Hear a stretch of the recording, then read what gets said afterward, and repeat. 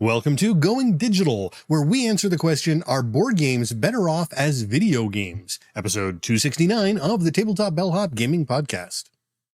Yeah, so tonight we're going to be answering a question from a longtime fan of the show who's wondering if some board games are better off being digital instead of physical.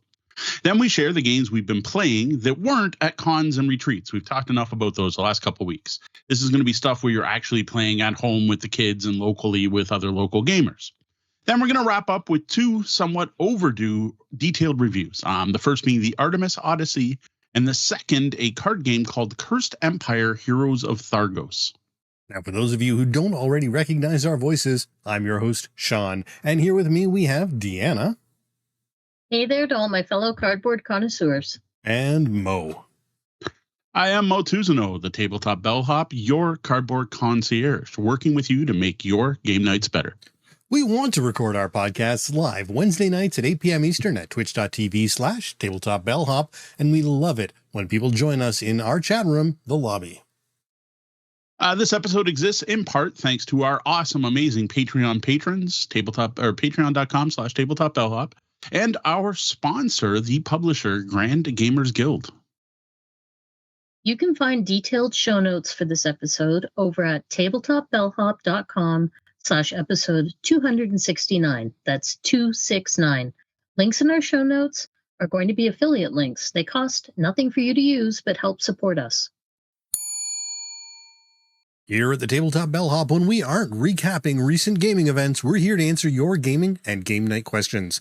Tonight's question comes from longtime fan of the show, Math Guy Dave, who asks, would some board games be better as video games? I mean, even Gloomhaven, the computer version, is so appealing to me because of the setup. Civilization, Roller Coaster Tycoon, real-time strategy games, these are all board game types I like, but that work way better as video games. I think there is a limit to how much managing and counting a human wants to handle. What are your thoughts? Well, first off, thanks for the great question, Dave. Now, the other day, not just last Sunday, I was playing Oros with the family, and then came looking for our topic this week. And I've got to say, Oros probably played into that, because Oros is definitely a game that's very fiddly and has some, not issues, but can be a little hard to track. And there's things you often have to look up in the book.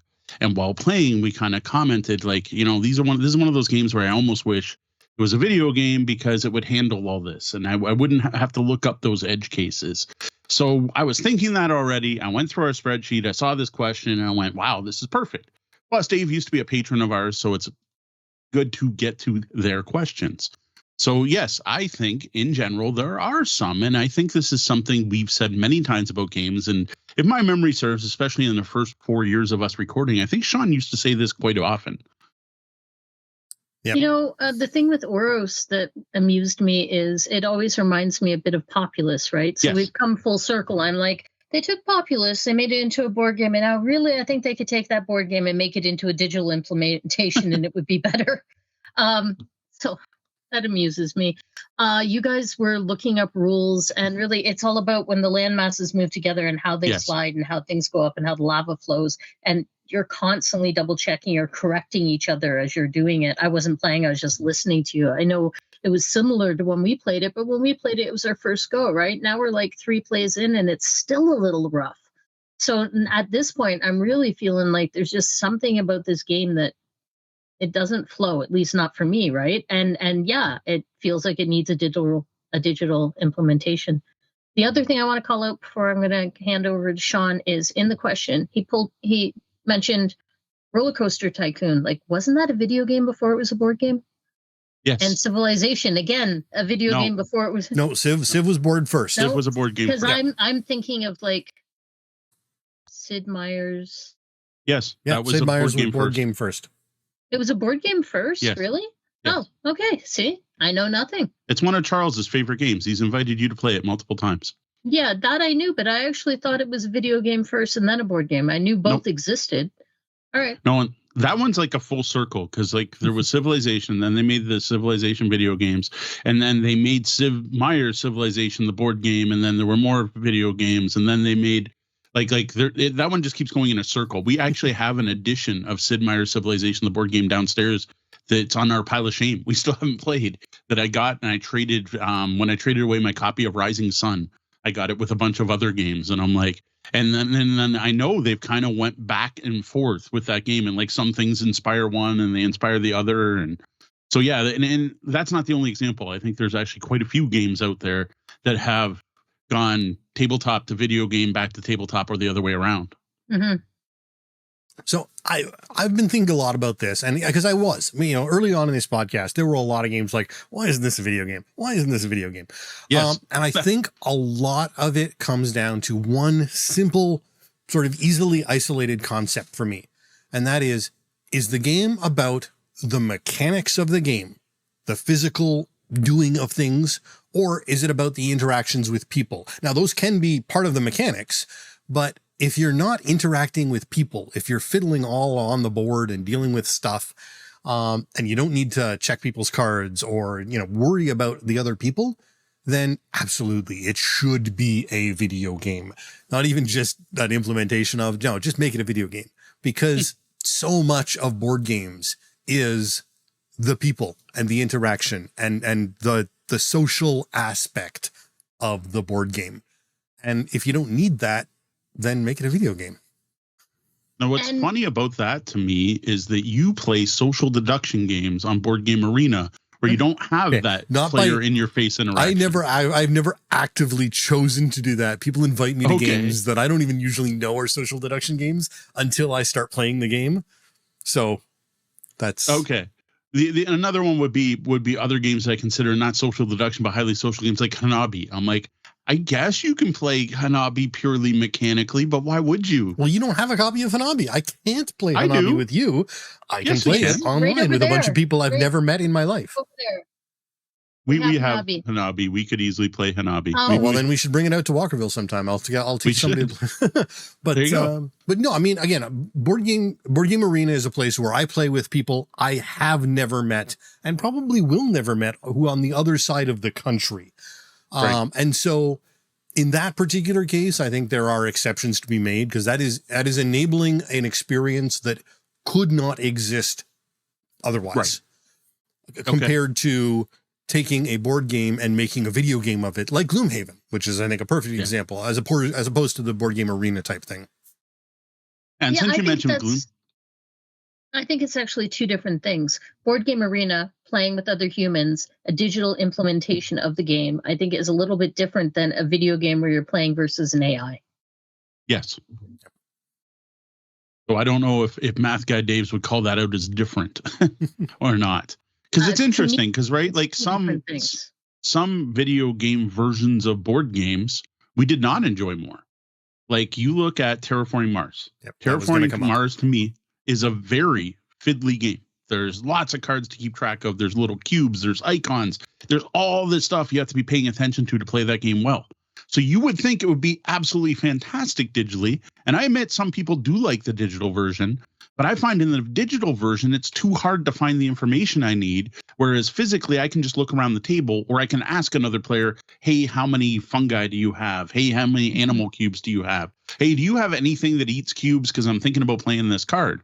Whereas the digital version, you got to like switch to the other player, and then you got to bring up a little menu, and then you got to look at all their tags. And I'm like, I found it almost unplayable. It was driving me bonkers because stuff I found easy to do in person was actually more difficult, even though it was handling all the other stuff for me. So it's like, in one side, it helped out by, managing all those cubes and putting things. And when I hit activate this thing, it did all the math for me. But then on the other side, it wasn't providing the information I wanted when I needed it.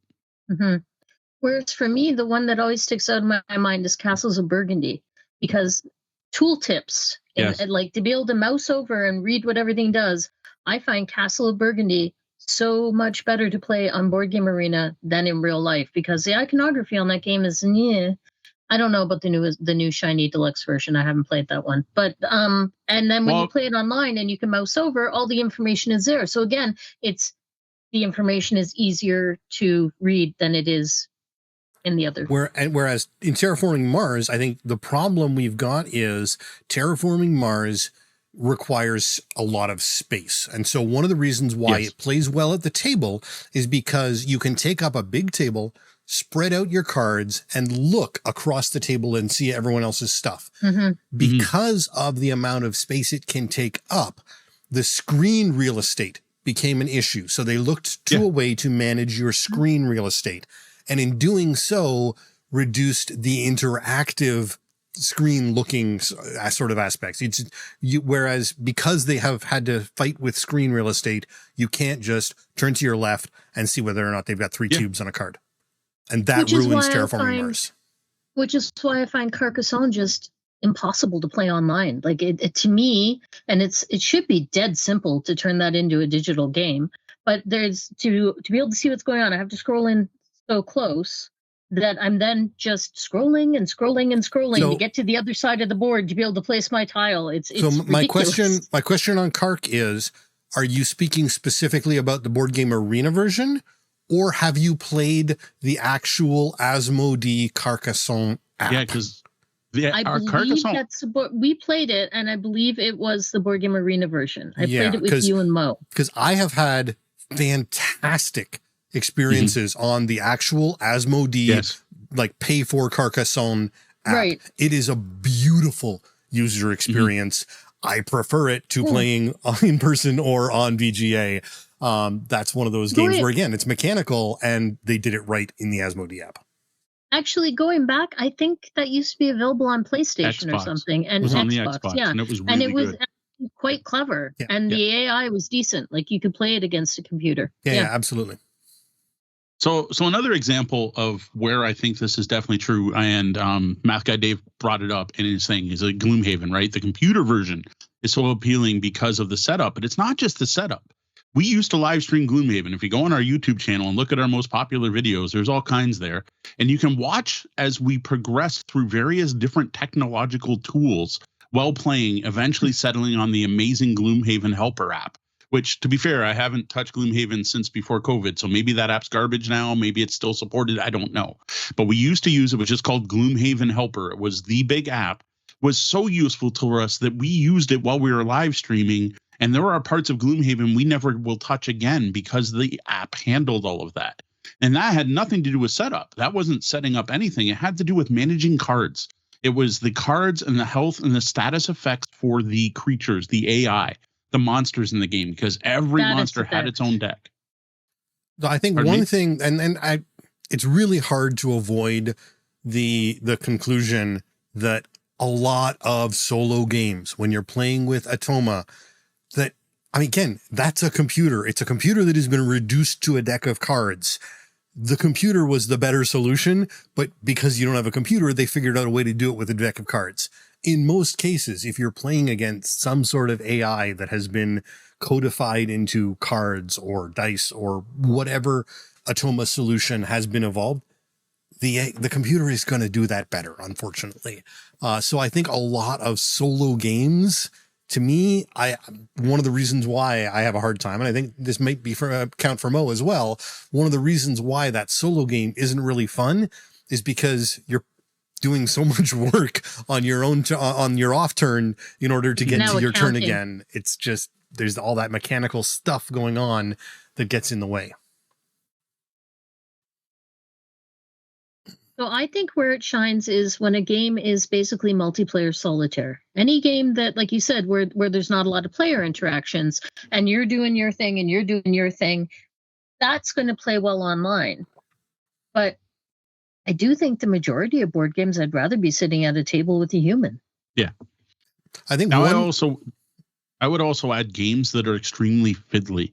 Now, the game that comes to mind for this is Teotihuacan, which I don't know if you remember because we haven't played this in quite a long time, but that was the game where your actions had multiple chained consequences, where you would use your dice, you would move to a spot, you would do a thing, but then because this went up, this other track would go up, and because that went up, you got to go over here, and because you went over there, you get to put like a building in the graveyard. And every single time we played that game, and that was a game that we basically 10 by 10. I've played that game more than 10 times. I brought it to Queen City Conquest and ran the game as part of my entry fee as I hosted people playing Teotihuacan. I love the game. It's a fantastic game, but it was so fiddly. every single game I played, it would be not like, oh, wait, I forgot this. It would be 2 turns later. It would be like, I'm done, Sean's done, Deanna's going. And then I'd be like, oh, wait, when I went up over here, I should have moved this guy over here, which got me the thing. Okay, do you mind if I do that? And it never impacted the other players' play, but like we were constantly doing that, to the fact that I said what Sean often said, like, this would be better as a video game. There's just too many little things to track and chain reactions. And yes, if you're playing while you're planning for some of those, but you still forget some, because there was like, oh, I forgot I have this special ability I unlocked 3 turns ago that now gives me an extra wood. And if I had the extra wood, I could have actually put this track up. And like, that is the worst game in my collection I've ever played for take back. And they're all valid. Like, people literally forgot things. They weren't playing badly. The rule book isn't even badly written. Like, I guess it's the fault of the game. It's a lot of little steps. You're right. Yeah. Is there a digital implementation of Weatherlight? Because I think that was another one where we were like, wait a second, back it up. You couldn't even have done that. That's not a legal move. One other aspect that goes well, and again, this sort of goes towards that multiplayer solitaire concept but games where you have limited communication, games where you aren't allowed to table talk, where you aren't allowed to discuss your hands and things like that actually makes it easier to follow the rules. Now, so again, some people don't like that. Some people like to have their own versions of table talk and things like that. But if you are playing a game, the space one that we played, the crew is a perfect example of where you can't talk about stuff. And so if you're all in different rooms and just looking at the same interface, you're forced into that lack of communication method. And that actually works pretty well for that. What's funny about that's where getting to you playing Hanabi online is actually probably closer to the designer's intended way to play Hanabi than the way most people play it. Very true. And yeah, the crew actually plays great on Board Game Arena. Like the crew was really good, but that's not completely limited. It's somewhat limited communication, but the fact you had the chat box there, you could still talk about the stuff you had to talk about. Other ones that came to mind for me, and not specific games, but things that could definitely be improved by digital implementations, are end of game round mechanics, like annoying setup where you have to wipe everything. Now, this is one of my favorite things about Castles of Burgundy, because Castles of Burgundy, if I play it enough in a row, I remember what the buildings do. But man, do I hate having to wipe the board and pull out the new chits every turn. And okay, did we have all the gray chits? Okay, we have all the green chits. Okay, I have to pull one of these out. Oh, then I got to pull out the different market tokens and stack those up. The time difference, playing that on BGA, I can zip through a game versus how long it takes to play it in real life. Yeah, so anything that's got that super annoying clear the board and rebuild the market, right? Like anything that's more than like Star Realms where you just flip up a new card's fine. But generally anything that wipes and you have to reset up, like there's games I stopped playing because of that, because the games now take too long. And I'm doing this like maintenance, right? This between turn upkeep that takes longer than playing the actual game. And I think that's where games can be better implemented digitally. Well, I think you said a key word there, or a key phrase there, and that's when it takes longer between the turns than on the turns. And so that's actually a scaling problem within the game, I think. Because when you're first starting a game, you could be taking 10 minutes for a turn, and maybe it takes 7 minutes to change the round, but you're thinking about the stuff you did last turn, and you're worrying about what you're going to do next turn, and that's fine. But then, 5 plays in, you've got it down, you've got something planned, you know what you're doing, you remember what you did last turn, you know what you're aiming for next turn, and now the 6 or 7 minute in between is agonizing because your actual turn time is down to 4. And that's a scaling problem for the game. They probably possibly have not played it often enough to get people to that point to realize, oh, wait a second, we've got a time sink here that's a problem. Endgame scoring, I mean, if it's complicated, but I mean, mostly I like the BG Stats app and walking through the little score sheet on there. I can't think of any game that I would rather it be digital based on the endgame scoring. No, I agree. And even like math heavy games, I'm like, part of that's doing the math, in my opinion. Like part of the fun for me playing Power Grid is having to do the math. And I can't remember what game it is. Maybe you two will remember. It was ruined playing it on Board Game Arena because we could see everyone else's score. And I can't remember what game that was, but I much prefer. Yeah, and it took the fun that. right out of it. I remember, but I can't remember what game it was. I can't remember what game it was, but I was like, no, this isn't fun anymore because it's doing all the math. And I'm like, I want that. I have to try to remember what you've scored and what you haven't and who's in the lead and who to attack. And like, to me, that's a fun part of gameplay. Mm-hmm. And it's the reason Power Grid's supposed to have closed market, even though almost everyone plays it with poker chips. I refuse to play with poker chips because you're not supposed to know how much money everyone has. Now, it wasn't Power Grid. It was something else. And I don't remember what game it was, but there's something on Board Game Arena that we stopped playing because the game was doing the math and it just wasn't as fun anymore. It lost an aspect of the game that we felt was important. Now, to be fair, that in that particular game, that wasn't a defined aspect of the game. You were supposed to be able to, I mean, you could look at anyone's thing and do the math and figure it out. The information was there. They were just doing the math for you. So you didn't have to look at another player and say, oh, you got 3 of those, 5 of those, 7 of those. Okay, so it's 15. It just showed you the 15. So, but it was one of those that, like, unless you're, Rain Man, you wouldn't be able to do it during game without making it a 4-hour game. Like, there was enough different factors that, like, yes, if you wanted to spend the turn, you could sit there and math out everyone's score before taking your move, but then they would never invite you to play with them again. Yeah, and I can't remember what game it was. I know what you're talking about. Yeah, it's bugging me. Yeah, I remember it coming up. It was more like you have 73, you have 62. It was bigger numbers. Yeah. Oh, you know what it was? It was point salad. Was it? Okay. Yes, yeah, it was point salad. Yeah, point salad. Point salad is not as much fun if I can consistently see whether I'm winning or losing with every card. It recalculates. Well, no, it wasn't point. You could take back at the end of the game. You could. That's what the worst part was. You could literally just draft a point card. It would adjust it on the fly, and you could put it back and grab the other one, and put that back and grab the next one. Go, okay, this one gave me the most points. That's what. Yes, exactly. And I'm like, it removed the fun from it. You were right. That's what it was. Point salad. Yeah, I knew it was playing, and all of a sudden I'm like, wait a second, I remember now. So we do have some questions from the chat that play into this. So first one up, these are actually all from Charlie Brown Windsor. Shame on the rest of you lobbyists. But first question is, what ancient board game, I'm going to take offense to that, but what ancient board game have you played as a digital? I mean, Mahjong. That's ancient. There you go. Yeah. Mahjong. Chess, I played Mahjong. Go digitally. I think if you want to go chess. modern-ish board games, I have played the Game of Life digitally. I have played Monopoly digitally. Yep. So if you want to talk 20th century ancient board games, I've definitely got both of those under my belt. Terra Mystica. I like that one on digital. I play it quite a bit. Oh, so there's one. That's an example of one that is, I know we're getting away from the question, going back to what we were talking about, that is just fiddly enough that I do prefer that digital. That one's like borderline. That's I'll still happily play that in person, but that is one I actually prefer digitally. Just the moving the power pools and all the different abilities, and it remembers everything. Because that's one of those games where I always forget to collect something. Where I'm like, oh wait, I forgot this income because this is covered up, or I forget I can't remember the 2 big buildings, but they give you unique powers, and I'll forget that I have one of those powers. Terra Mystica is definitely one it's like right on the edge for me. I will play it either way. So for a while there, I was playing quite a bit of Tapestry on Board Game Arena, and what was interesting about that was it was constantly being updated and errated and rebalanced.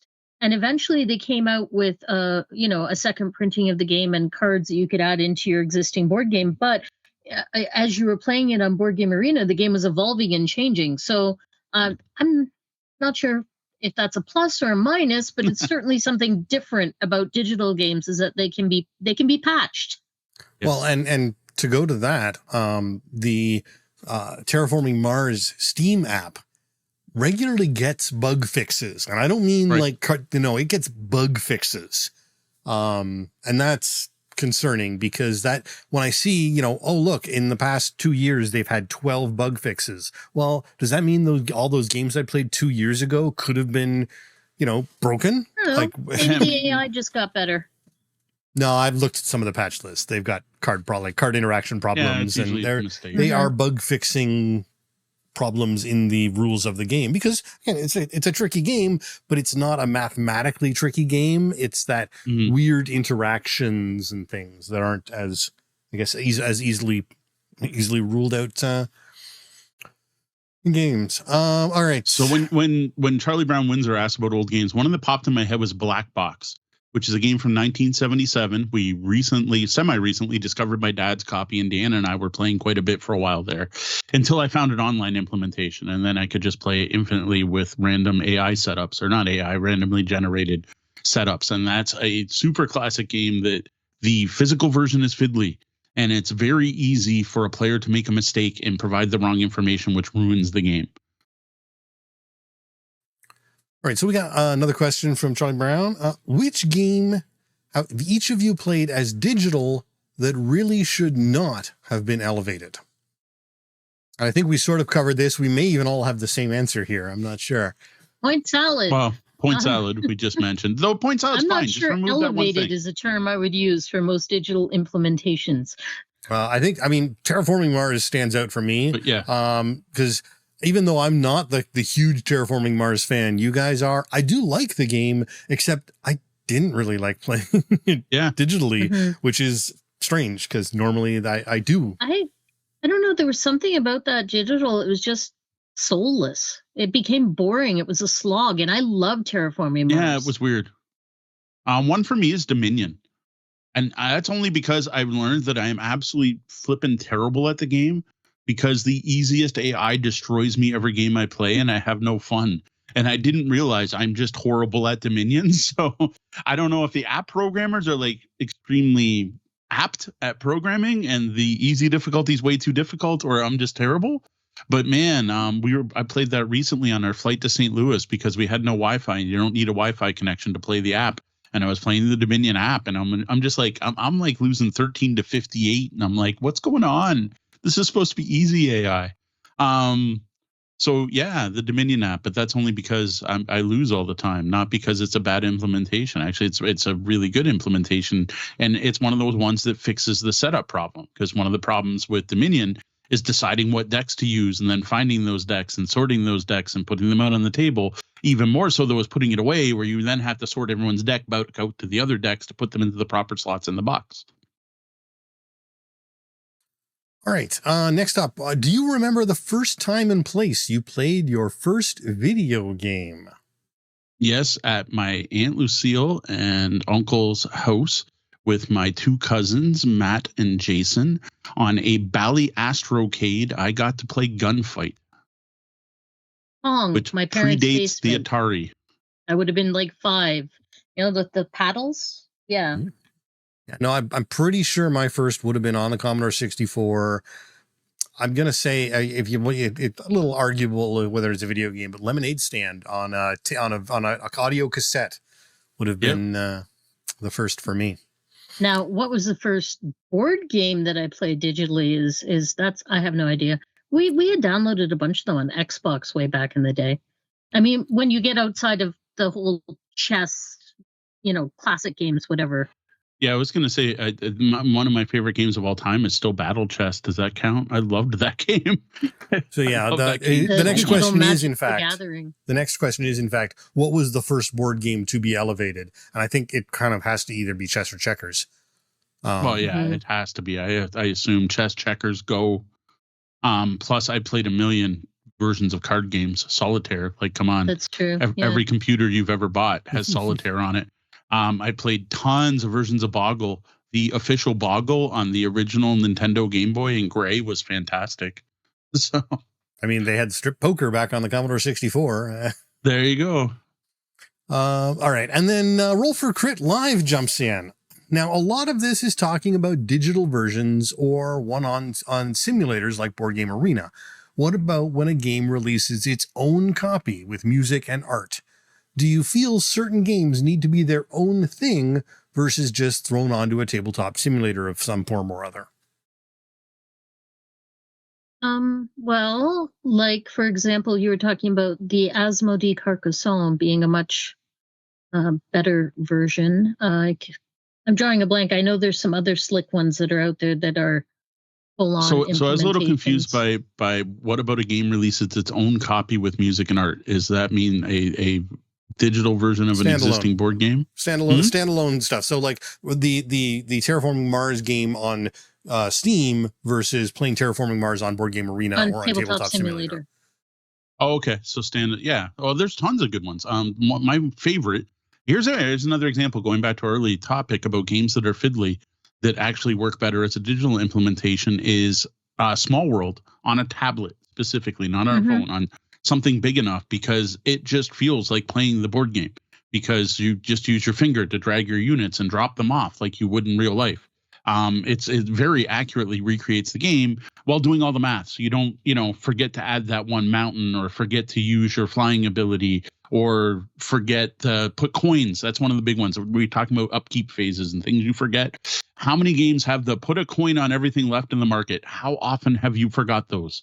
Computers don't forget those.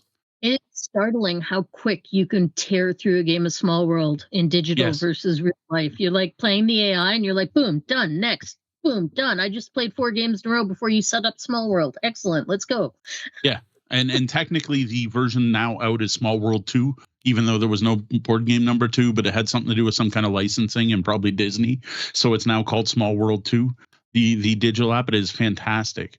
2 games that I think are just absolutely fantastic as standalone digital games are Star Realms and Ascension, because you can mix and match all the decks so easy, which is something you just can't do in real life. I remember when Big J came down to Windsor and he took every Ascension set that was out and mixed them together, and he literally threw his cards in a big cardboard box and shook it and threw it up in the air, and people dug out of the box to draw their hands. Like, it was ridiculous. And it didn't work. It was a mess. It didn't really work. And it beat up his cards. Like, those two apps. It was a bad idea all around.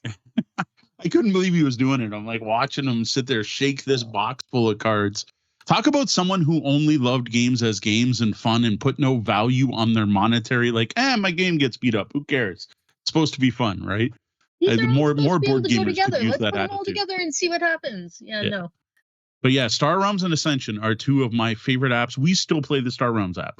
Just the other day, I don't remember if I talk about this when we get to the Bellhop's Tabletop, but just the other day, Deanna and I actually downloaded the Colony Wars expansion for the first time, because I've been playing the Star Realms app forever, but just using the base deck and like the Gambits and a couple other small expansions. And I'm like, that's it. We're going to put Colony Wars on this. It'll feel like a whole new experience. And sure enough, it did. But yeah, those are one. But to be fair, I played physically the latest Ascension set at Gamma Expo and had a fantastic time. And I liked holding the cards and touching them and getting to read them. And one of the things I don't like in the app is it's very hard to see what your opponent's doing. So the other part Roll for Crit Live mentions is Tabletop Simulator. Now, I think Tabletop Simulator and virtual tabletops aren't the same as like video games, right? They're not digital games. They're tools to be able to play games digitally, which I think is totally different. Now, Tabletop Simulator does have some scripting, right? The more scripting, the more video game like it is, but I don't feel it's a video game anymore. For one, there's usually not an AI. You have to play against other people. And most of them, you still have to manipulate everything. You still have to pick it up. You still got to like hit the shuffle the deck button. You still have a hand of cards.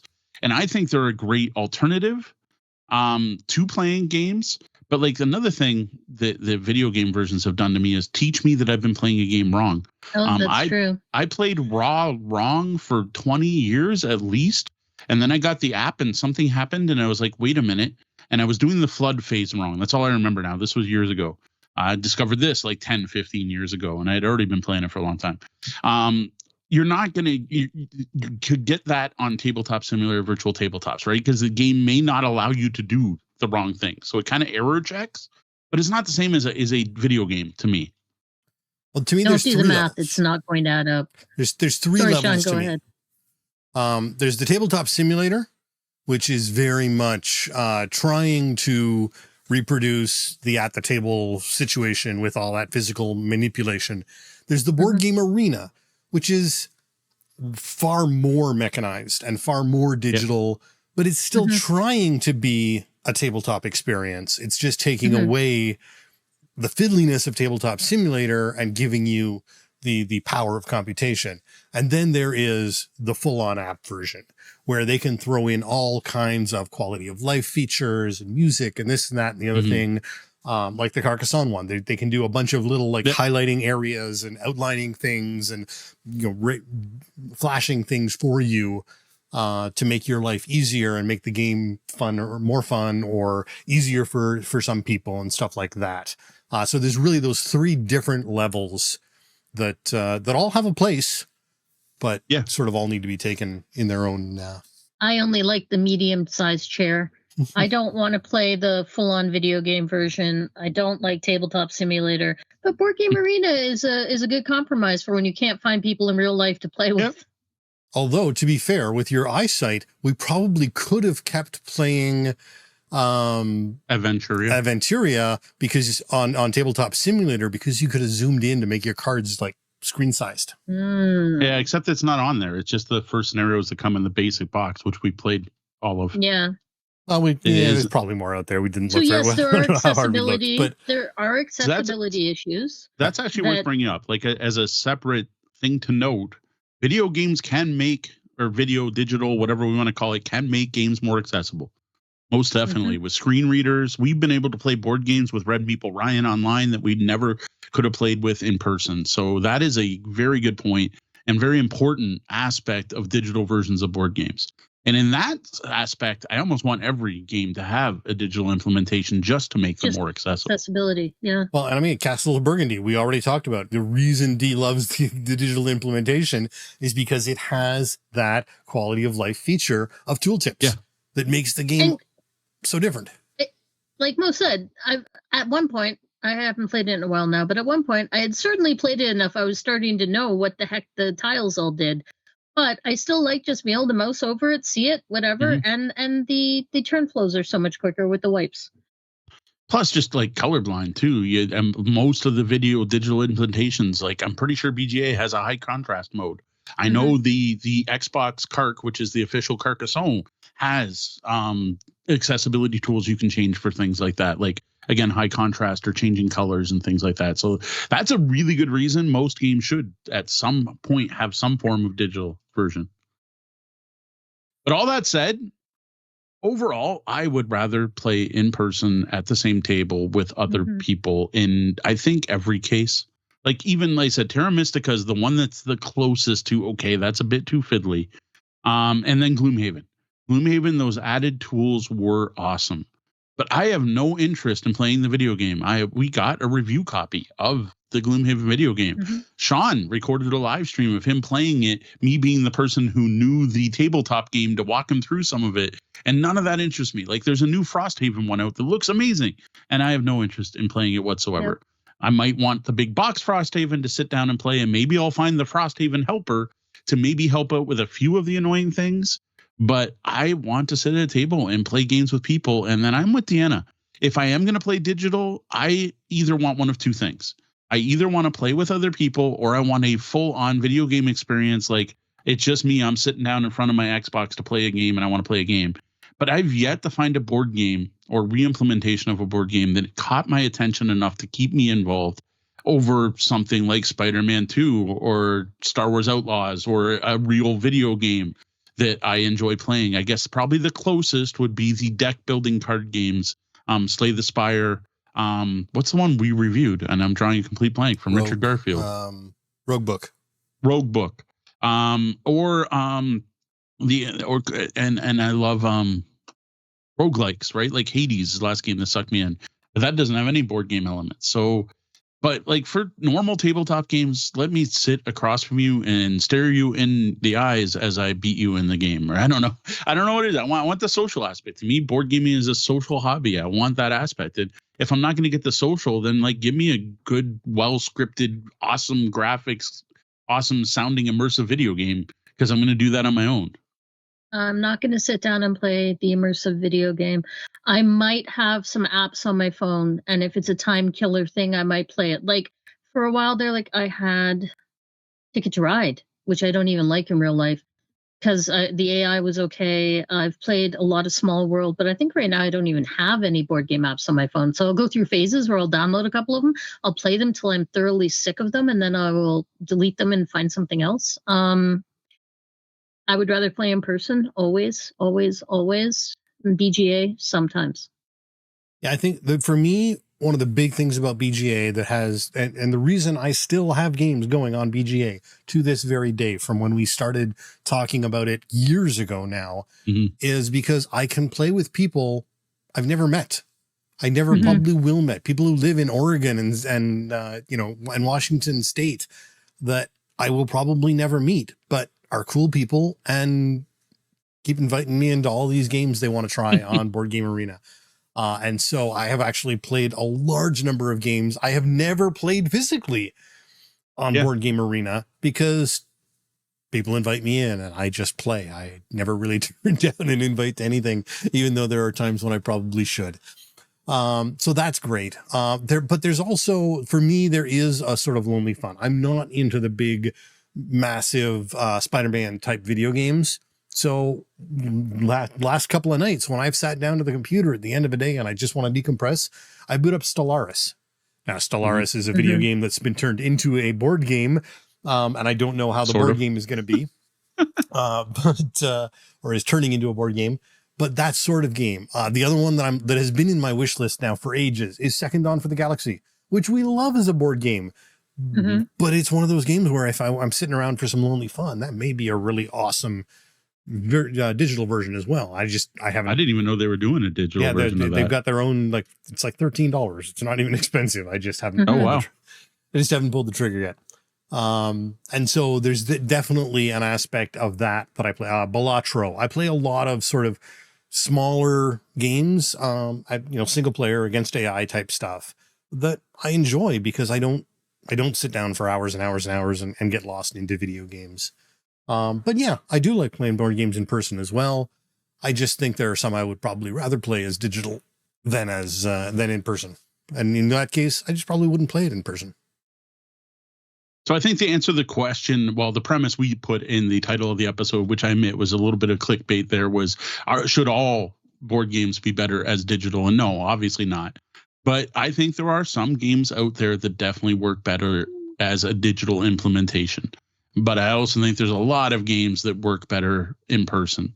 And I think each person's going to have to make their own choices on what their level is, how much setup and takedown and fiddliness they're willing to put up with at the expense of losing the social aspect of gaming by making it go digital. I don't like e-readers either. Apparently, I'm just all about the dead trees. Give me my cardboard.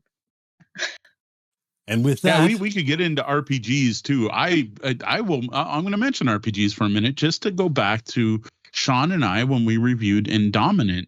We sat down and played a game that very much used Roll20, and I did not enjoy the experience because it felt like I was playing Baldur's Gate 2. I felt like I was playing a digital video game, even though there was a real live GM on the other side, but they were moving sprites around and things, and I just felt like I was playing a video game, and I lost some of that immersion. It took me out of the game, but even though using tools that really should be enhancing the game, it did the exact opposite to me and made it all feel once removed. And I didn't care about my character because it was just the sprite on the screen that was moving around. Ignore him. We're just talking about board games. To be fair, I feel the same way about using miniatures in person in RPGs. So, all right. Well, on that note, next up, a message from our sponsor, Grand Gamers Guild. As we've now reached the month of April, it's time to start thinking about Easter, egg hunts, and rabbits. What better way to spend an Easter afternoon after all the eggs have been found and everyone's so full of chocolate that they feel ill than playing an 18-card escape room game? And Grand Gamers Guild has the perfect one. The Easter Escapade is one of the 3 newest holiday hijinks games from the twisted, puzzle-filled mind of Jonathan Schaefer. The early egg hunt is in disarray. Can you crack the case? Puzzles may test your perception, wordplay, and lateral thinking. English language fluency is required, but no outside information is needed. You will find everything you need in the game and the free web app. Pick up the Easter Escapade directly from Grand Gamers Guild at the link we just dropped into the chat. Those listening at home can find it in the show notes, where it is on sale now until mid-Easter. The physical copy is only $10, print and play $5, or get both for $12. And don't forget, this is Garen Gamers Guild, and we've got an exclusive code, Bellhop, BELLHOP, that gets you 10% off everything they have to offer and does stack with this discount. But maybe it'll encourage you to drop something else in your cart, like, say, the Artemis Odyssey, which we're going to be reviewing in a moment. Welcome to the Bellhop Tabletop, where we talk about the games that we've been playing lately. Our last couple of episodes have focused on board game conventions and events that Mo and Dee have attended. And we've still got one more of those to go with our Breakout Con coverage next week. This week, though, we're going to focus on non-con games, the stuff that we've been playing at home and local events, the games we managed to fit in before and between all those big events. Not to say that our Walkerville game nights aren't big events. They're big for us. And actually, they're just keep getting bigger and bigger, which is phenomenal and awesome. And I love it.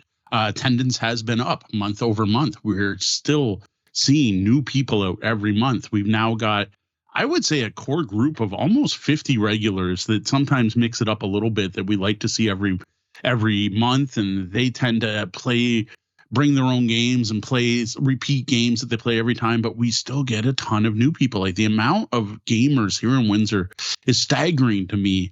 How many awesome people are here who love board games and are fighting and striving for a place to play.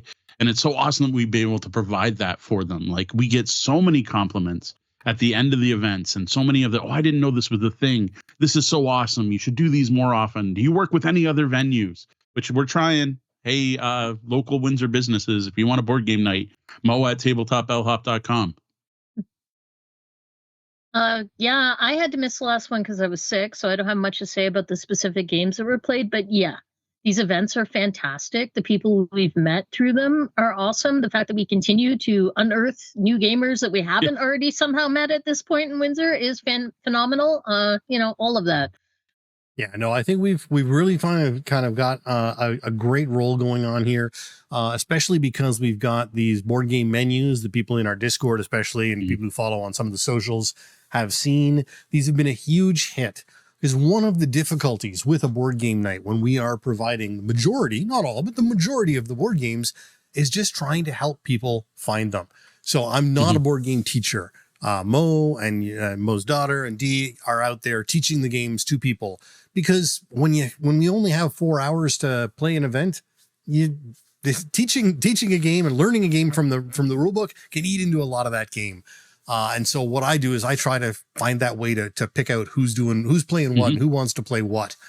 And that's my social interaction game, social deduction game for the month is deducing what games people might be enjoying playing. But it's been great just sort of having that fun and that experience. And we hope to keep doing it for a long time. Yeah. The one that amuses me when someone says, well, I want a heavy game, and I have to go, okay, well, what kind of games do you normally enjoy to determine what they think is heavy? Because it's so subjective, right? And I'm like, oh, okay, no, you really do want to try Terraforming Mars Ares Expedition. I'll bring it over for you. No, and honestly, to me, that's one of our, I know our stated mission statement is answering your game and game night questions, but the real reason for that is we want to match people, the right game to the right people, so they can sit down and play and have a good time. Like that maybe we need to rewrite our mission statement, but like, after Gamma Expo, that was the one thing that kind of got drilled into my head. And that's the thing, that's the service we provide. That's what a lot of people do. And that's every publisher's goal is the same, is to put out the game and connect that game with the right people so as they sit down at the table and play. And that event is so good for that. As Sean does a fantastic job recommending games. We teach people games, and sometimes we get it wrong. So far, everyone's been very forgiving. They just bring the game back and go, yeah, it wasn't for us. But then we go, well, what didn't you like? And then try to recommend something else.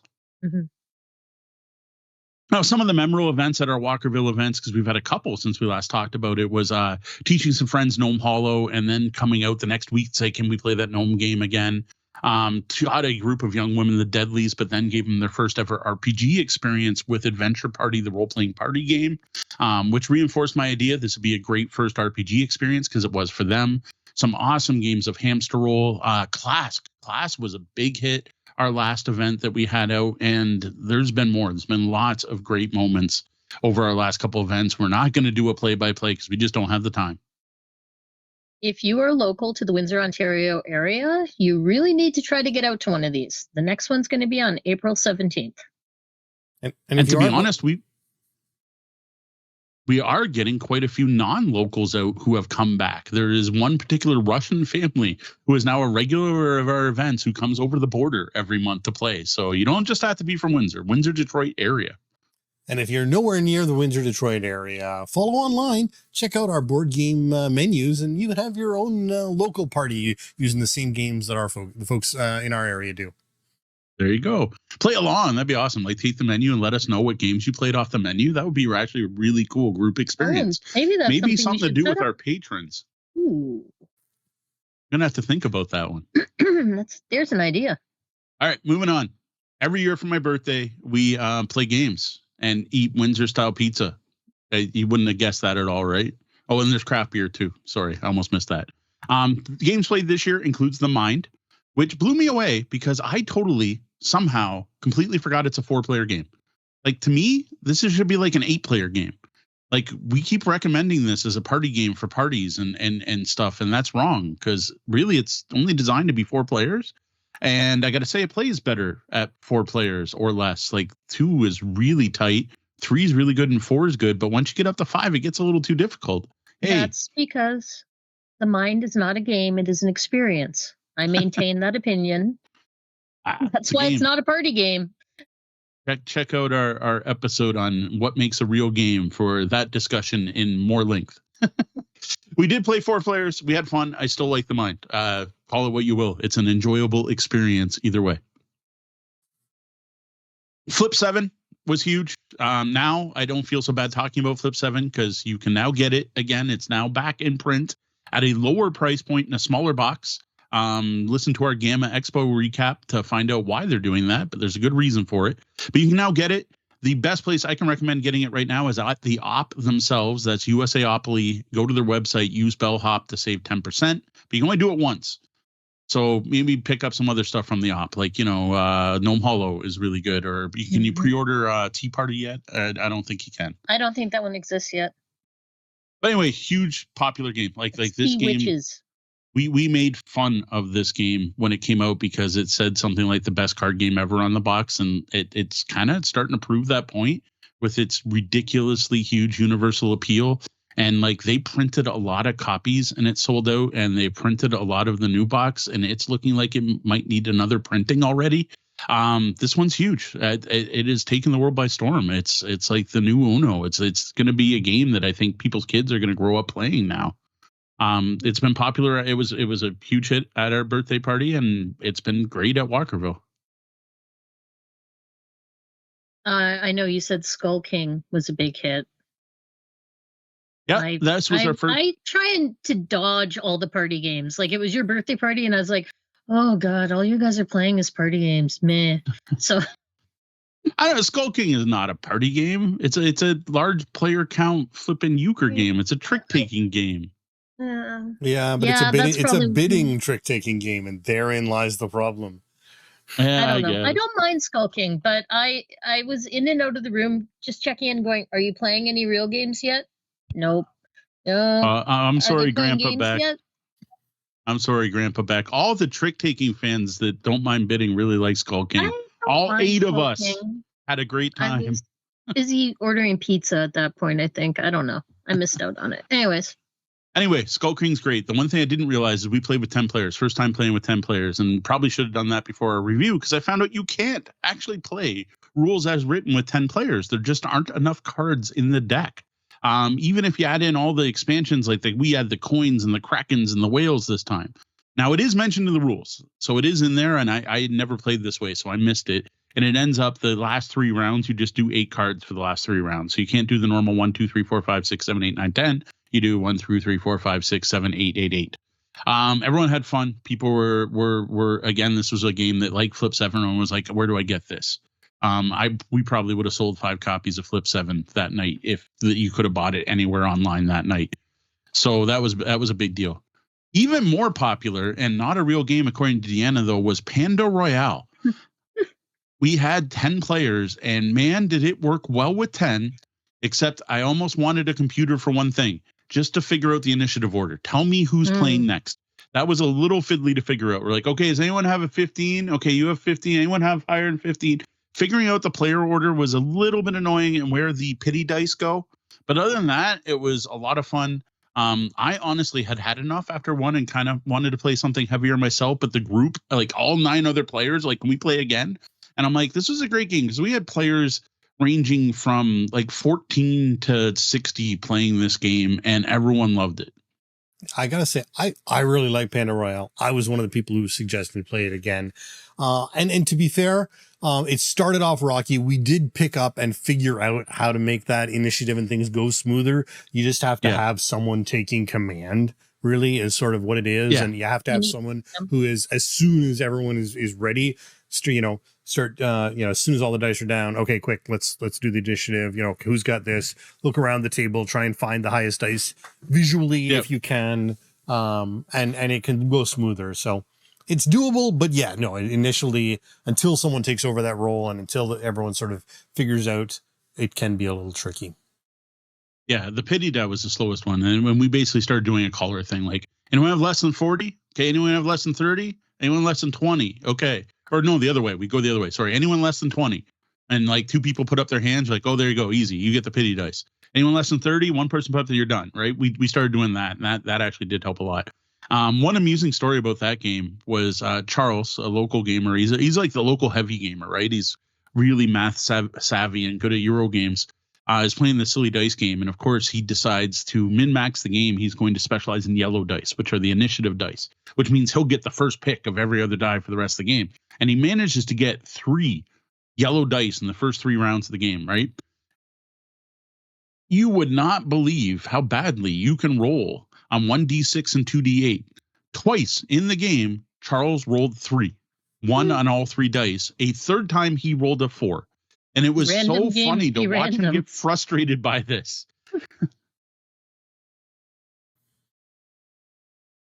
Now, once we got away from Panda Royale, we decided to split the party because we had enough different people. The pizza had been eaten. More people showed up. The Anna had moved down and was ready to play games. Sean and I both went over to a group where I taught Adventure Party, the role-playing party game. This is that improv game where you get a D&D situation, you describe what you're going to do, you roll the dice, you describe what happened, everyone else has to guess what you rolled. I love this game. You can find out more about our thoughts on our review a couple episodes ago. But at that point, when we did the review, Sean hadn't tried the game. So Sean, what did you think of Adventure Party? You know what? I was really hesitant on this game. It hadn't appealed to me at all. And I don't think it's something I would beg to play, but it did win me over in that, no, this was a pretty good game. It's not something I'm craving, but it played much more solidly than I had expected. And we did have fun. It was absolutely a fun experience. Sean, that was my feelings on Adventure Party too. Just on paper, I was like, and then you actually play it and you're like, yeah, it's better than I thought. Yeah, no, it absolutely. I was almost kind of against the game. Yes. Initially. The descriptions and hearing you guys talking about it really turned me off the game. But it wasn't bad. It wasn't. It's not a game that appeals to me. There's that social deduction aspect that I'm not really into, but it was fun.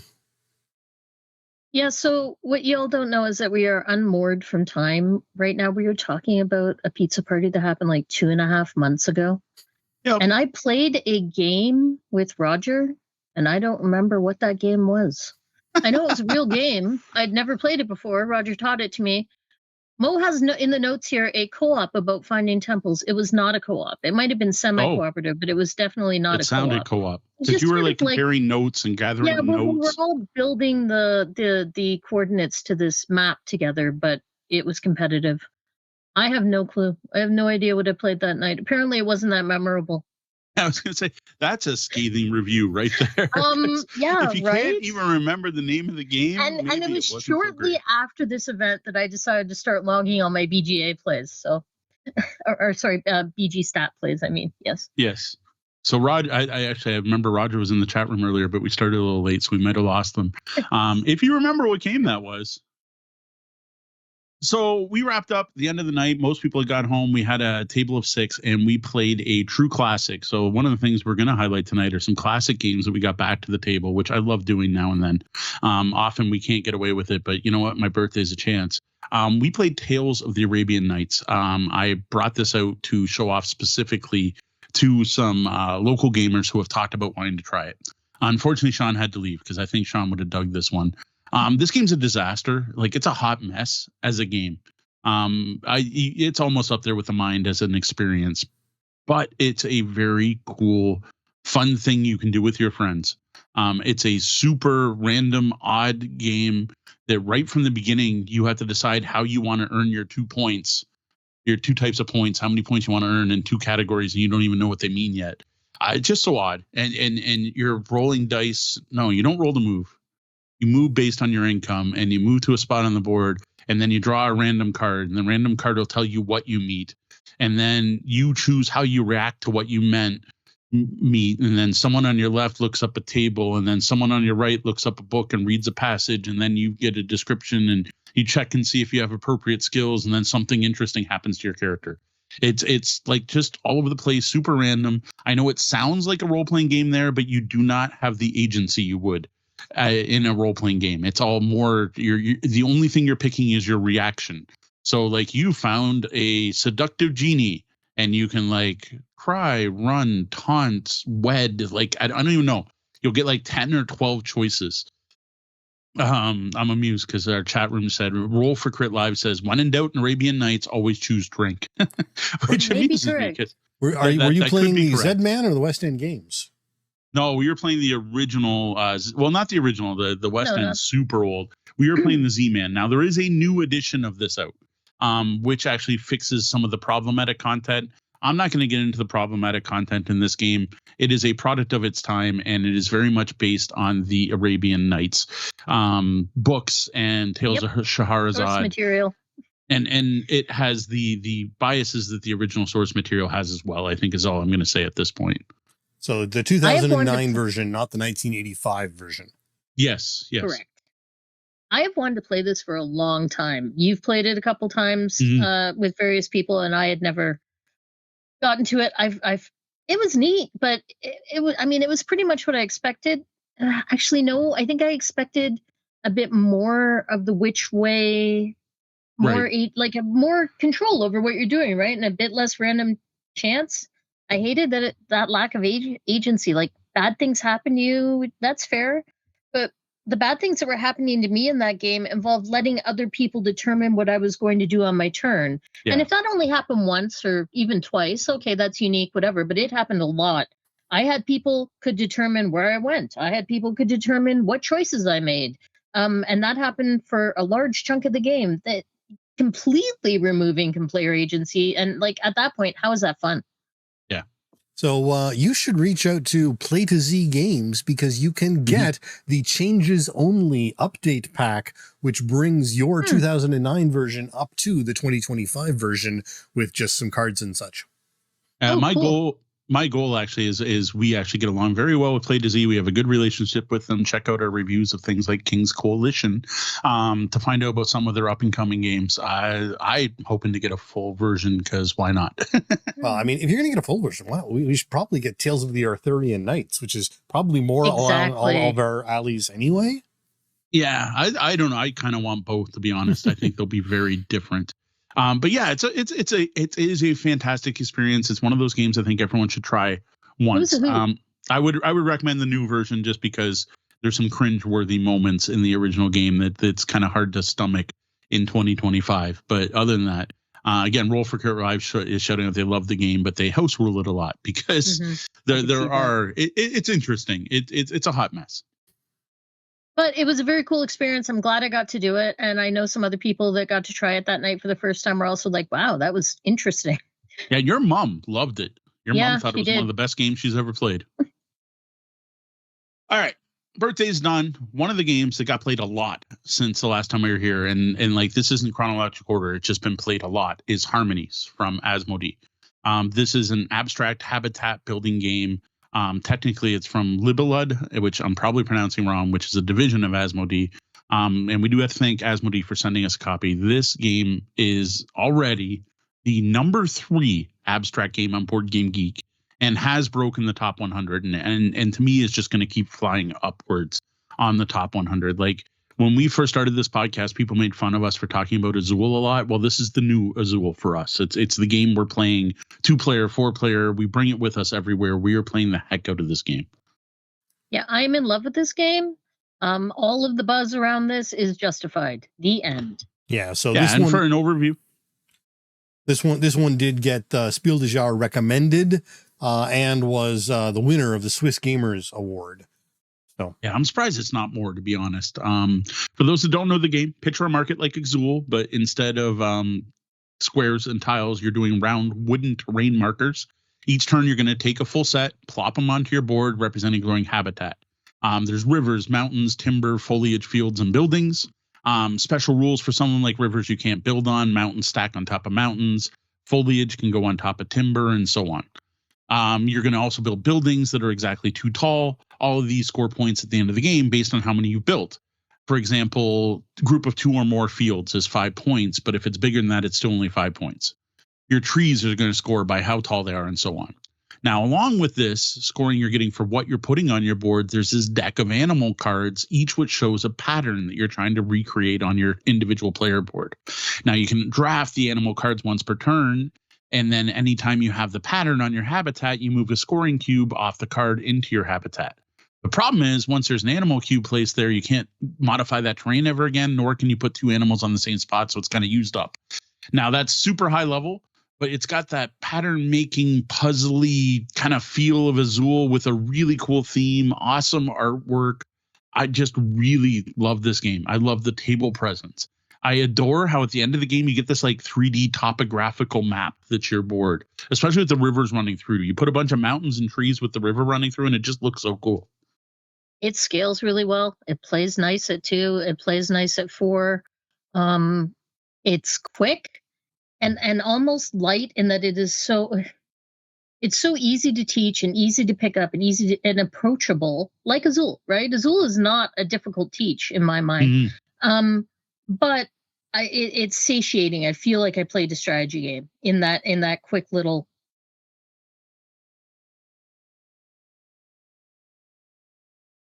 We also got to one of the oldest games in our collection back out on the table because I picked up stickers for Hive. I got stickers for Mo from Levity Games, which does board game upgrades. I picked them up from Etsy, and I gave them to Mo as a Christmas gift. And one of the things I got was these little stickers to put on the back of the Hive pieces that would show you what each piece did. So it's tool tips for our Hive game in real person. So yeah, we played a bunch of Hive. We started with the base game, and then we added in the mosquito and the ladybug. And I have to say, I'm not actually a huge fan of Hive. In the past, there's a reason we stopped playing it. I just was like kind of dodging it for a long time until Mo just stopped asking. So it was better than I remembered, and I did actually it's infinitely portable. It is a perfect coffee shop game. Maybe I like it better now that it's got stickers on the reverse and I don't have to bother to remember what the bugs do. Yeah, I still like this game. I've always liked this game a lot. Though it was longer than I remembered, which I just remembered it being a shorter game. I think it depends on who you're playing. It could be quick. We tend to almost stalemate a lot and go back and forth, so it drags it out. Yeah, there's a lot of AP with the 2 of us playing. You get that chess-like feel. I do like the stickers did help us remember how everything moved, though I guess after the first game we pretty much had it down. This was the first time actually using some of that stuff. So talking about Pile of Shame from long ago, I got the expansions for Hive and hadn't played it since getting them. So I do love the mosquito. Mosquito is awesome because it just takes on the characteristic of something it's next to, and that really opens up the possibilities. And we tried the ladybug. That I need practice with because it's weird. It moves 3 spots. But the first move is up onto the Hive. The next is along the top of the Hive. And the third has to be to go back down. And that movement was odd and very different from any other piece. That one I feel we need to play with more before I can really figure it out. Next up, Dee taught me to play Sherlock Solitaire. Now, by solitaire, I mean solitaire, like free cell, like solitaire with standard playing cards, except this has unique card sets. It's an interesting and hard game. You are trying to make 4 rows or 4 columns, I guess 4 columns of cards that switch between being numbers. So like the number 1 goes in the 1 column, number 4 goes in the 4 column, and letters A, B, C, D. And then there's just these funky drafting rules for when you draw cards, you have to play 2, and you have to play 1 into the tableau. And then you can also play 1 into your office, I guess it was called, like an open playing area. And there were some rules for moving cards back and forth. And it was a really interesting game. 2-player worked really well, better than I expected. And I really liked the way that there was like a sliding difficulty scale in this. So the part being a solitaire game, you can play 2-player. And 2-player is actually the easiest because you're playing with Holmes and Watson, and they each have unique powers. So by having Holmes and Watson, you actually have ways to move both types of cards between the 2 areas, the tableau and your office. If you're just playing solo, you can play Watson because Watson's easier because he lets you manipulate the letter cards, which are the more difficult. But if you play Holmes, you can only manipulate the letters, and it's really hard playing Holmes. Like, I don't think any of us managed to win. And then there's even rules for like scaling up the difficulty. So if you fail, if you end up having to play a letter where you already have a letter, they both like go away, and then you end up getting wounded, something like that. Sorry, it's been a while since we played this one. I liked it quite a bit. Honestly, I think it's a great travel game. It didn't take up much room. It took up about as much room as playing solitaire. And I could totally see like packing this for trips. See, I found it takes up just a bit more space than I would like. And if you if you don't follow the exact layout that they suggest, if you're a little creative with the layout, you can get it to work. I played this on the train, and fitting it onto the seat tray was awkward. I pulled it off, but it was, I had one thing on the seat next to me, and I was doing this. I think the difficulty level is just right. I think I might have won once as Sherlock, but I didn't realize until playing it with you that it is actually easier at 2 players. Yeah. Like, you can play a solitaire where you play both characters and you alternate between them. And I would say that is the easiest version because you have all the powers and you can play off each other, right? If you play just Sherlock, that game is darn hard. If you play just Watson, it's still pretty hard. If you play both of them together, it's, you might win. Yeah, I remember the first time we played together, Deanna was surprised we won. I think that might have been your first win. Close to it. No, I think I had one when playing 2-player with Gwen. I just hadn't put it together that was the difference that was making me win. Yeah, this one's a solid one. I at this point, I'll recommend it. We need to do up a review, and it's just a matter of finding the time. Like, we're ready to review this one. It's going to be a positive review. It's if you enjoy that puzzle thinking space with cards where you're trying to, alternate stacking cards, and there's a way to manipulate the market, you're all good. Yeah, the thing with this one, as I've said before, is the back of the box expectations. It is not the puzzle game I thought it was going to be. Once you know what it is and adjust for that, it's great fun. Yeah, this is not a murder mystery game. That's the one thing to know. All right, next up, we tried Artemis Odyssey for 2 players. I got to say, it's really good with 2, which shocked me because this is like a space exploration, trade resources, and all of the scoring is majority based. Somehow it worked. I like when I first saw it, I'm like, oh, there's special rules for 2 players. That's usually a red flag for us, but they worked really well. The only thing special is on the 4 spot on the time track, you put a counter, and above that a deck of cards. When you'd normally resolve the card there, you instead act on the card. And I totally expected it to simulate there being other players there. And that's actually not what it did at all. Instead, it just gave us bonuses and made the game easier. So that was really neat. Otherwise, it plays the same with more players, which we talked about on previous Bellhop's Tabletops. And honestly, if you stay tuned, we're going to be doing a full review of this game later. Yeah, I loved this. And like you said, I was a little nervous because 2-player special rules is a scary phrase. And it was super enjoyable. Something else, another solid 2-player experience, and this is one, as we were talking about earlier, has never disappointed us, is Star Realms. We of course have been playing it digitally, which goes well with tonight's topic. For whatever reason, Mo and I started playing this again. We hadn't played it in a while, and I think at one point recently we were sitting somewhere waiting for something, waiting for food, waiting for something, and I was like, Mo, on your phone, do you not have Star Realms? So, and we started playing it again, and then we ended up picking up Colony Wars, the expansion.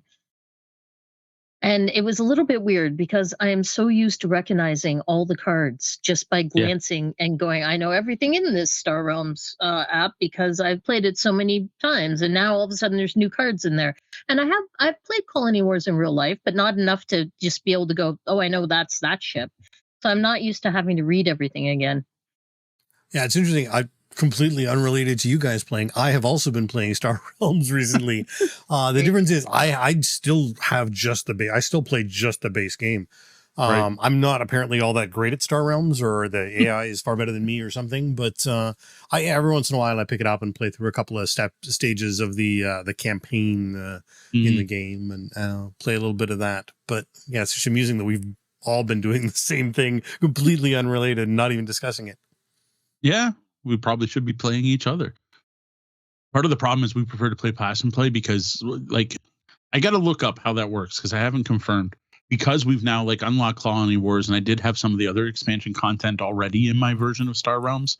That if I start the game, if you get access to that or not, because what we should be doing, because the one thing I don't like in that game, and when you're playing pass and play, is not seeing what your opponent bought. Because to me, part of the strategy, and that's where I still do prefer playing Star Realms in person, is watching what your opponent's doing and being very well aware, oh, she's collecting yellow, which I find that hard to track in the game. And it's just like the Terraforming Mars we were talking about earlier. The info's there. I can click and look in her discard pile, and I can look at all that stuff. But having to do that is just so fiddly that I don't do it. Next is a totally new to us game that has been on the pile of shame for far too long, and that is Cursed Empire Heroes of Thargos, which goes really well with the last one because we're also going to review this one tonight. We've had this for quite some time, and what stopped us from playing this is the rulebook.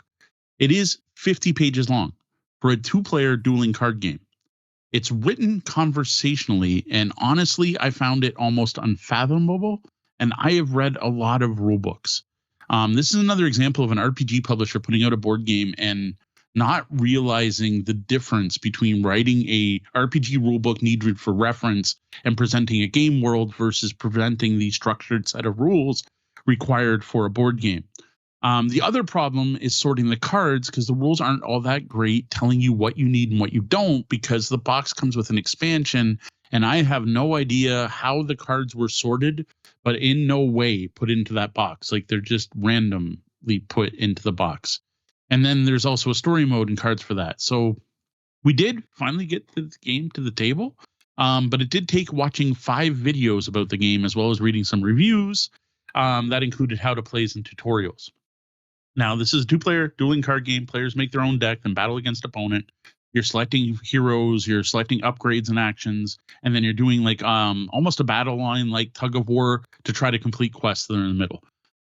You can play other cards and bonuses. We'll get into all that when we get to the full review. You don't need to know that. The interesting part is, despite having the worst rulebook I've ever read in a board game, the core gameplay here is quite simple and quite fun. Honestly, like if it weren't for the rule issues and some other minor things we'll bring up, I would recommend this game to anyone who likes dueling card games. Now, on a good thing that I just learned the other day after being reached out to from the head designer is that they are finally going back to the blackboard and working on a more succinct rule set. Well, that's good news. I have to say, we talk about biases sometimes, and this one, because the rulebook was such a slog and you'd been talking it through with me as you were going through it, I was dreading getting this to the table. Like, I thought we were looking at an unplayable game based on leading into it, right? I thought, oh, wow, we're about to sit down and do this like broken, unplayable game. And why on earth would you bring it out when we were out on date night? Because this is not what I want to do on date night, is try and play this broken game. And then it was actually a fun experience once we slogged through it and figured it out. So yeah, and we're not I just figured saying it had to be actually fun because I was ready to hate it. So I figured there has to have been something there. And it's not just us. There are plenty of people out there who are bashing on this rule book. Maybe the Cursed Empire RPG is a great game, but maybe it's a well-written RPG rule book, but they missed the mark on the card game. Yeah. More about that later. Next, Targi, one of our favorite 2-player only games. Well, for Christmas, or we recently got, no, it was sent by Cosmos, actually. That's right. After falling in love with Targi and reviewing it, I reached out to Cosmos and said, hey, can we check out the expansion? And they are awesome enough to provide us with a copy despite it being older content. So that was pretty cool. I was not expecting how much would change.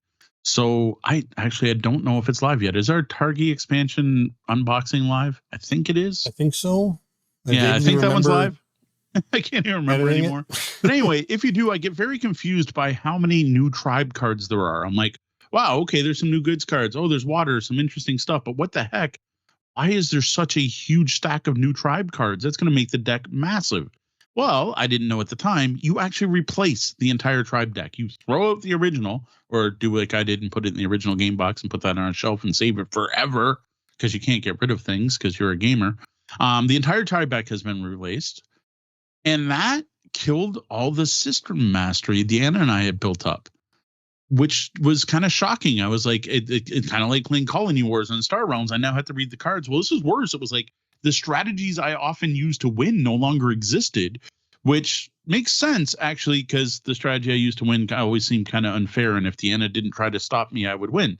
It seems like there's less combos that you can pull off, which honestly I think is probably a good thing.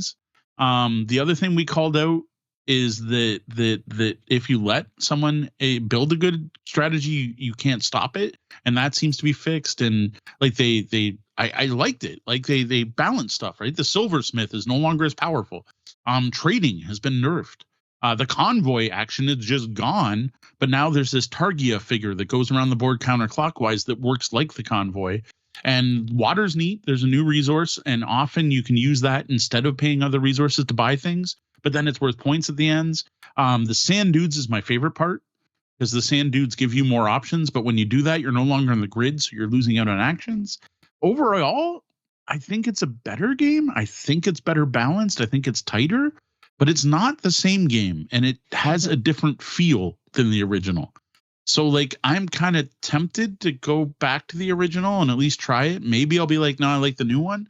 But like, I don't want to now have to sort all my cards and put everything back to the old way either. Yeah, so I'm with you there. It made me want to go back and try the other one to have a comparison. But also that system mastery thing, like this had become our go to the pub, have some drinks game. Now I have to be sober and pay attention to play this game. Things changed.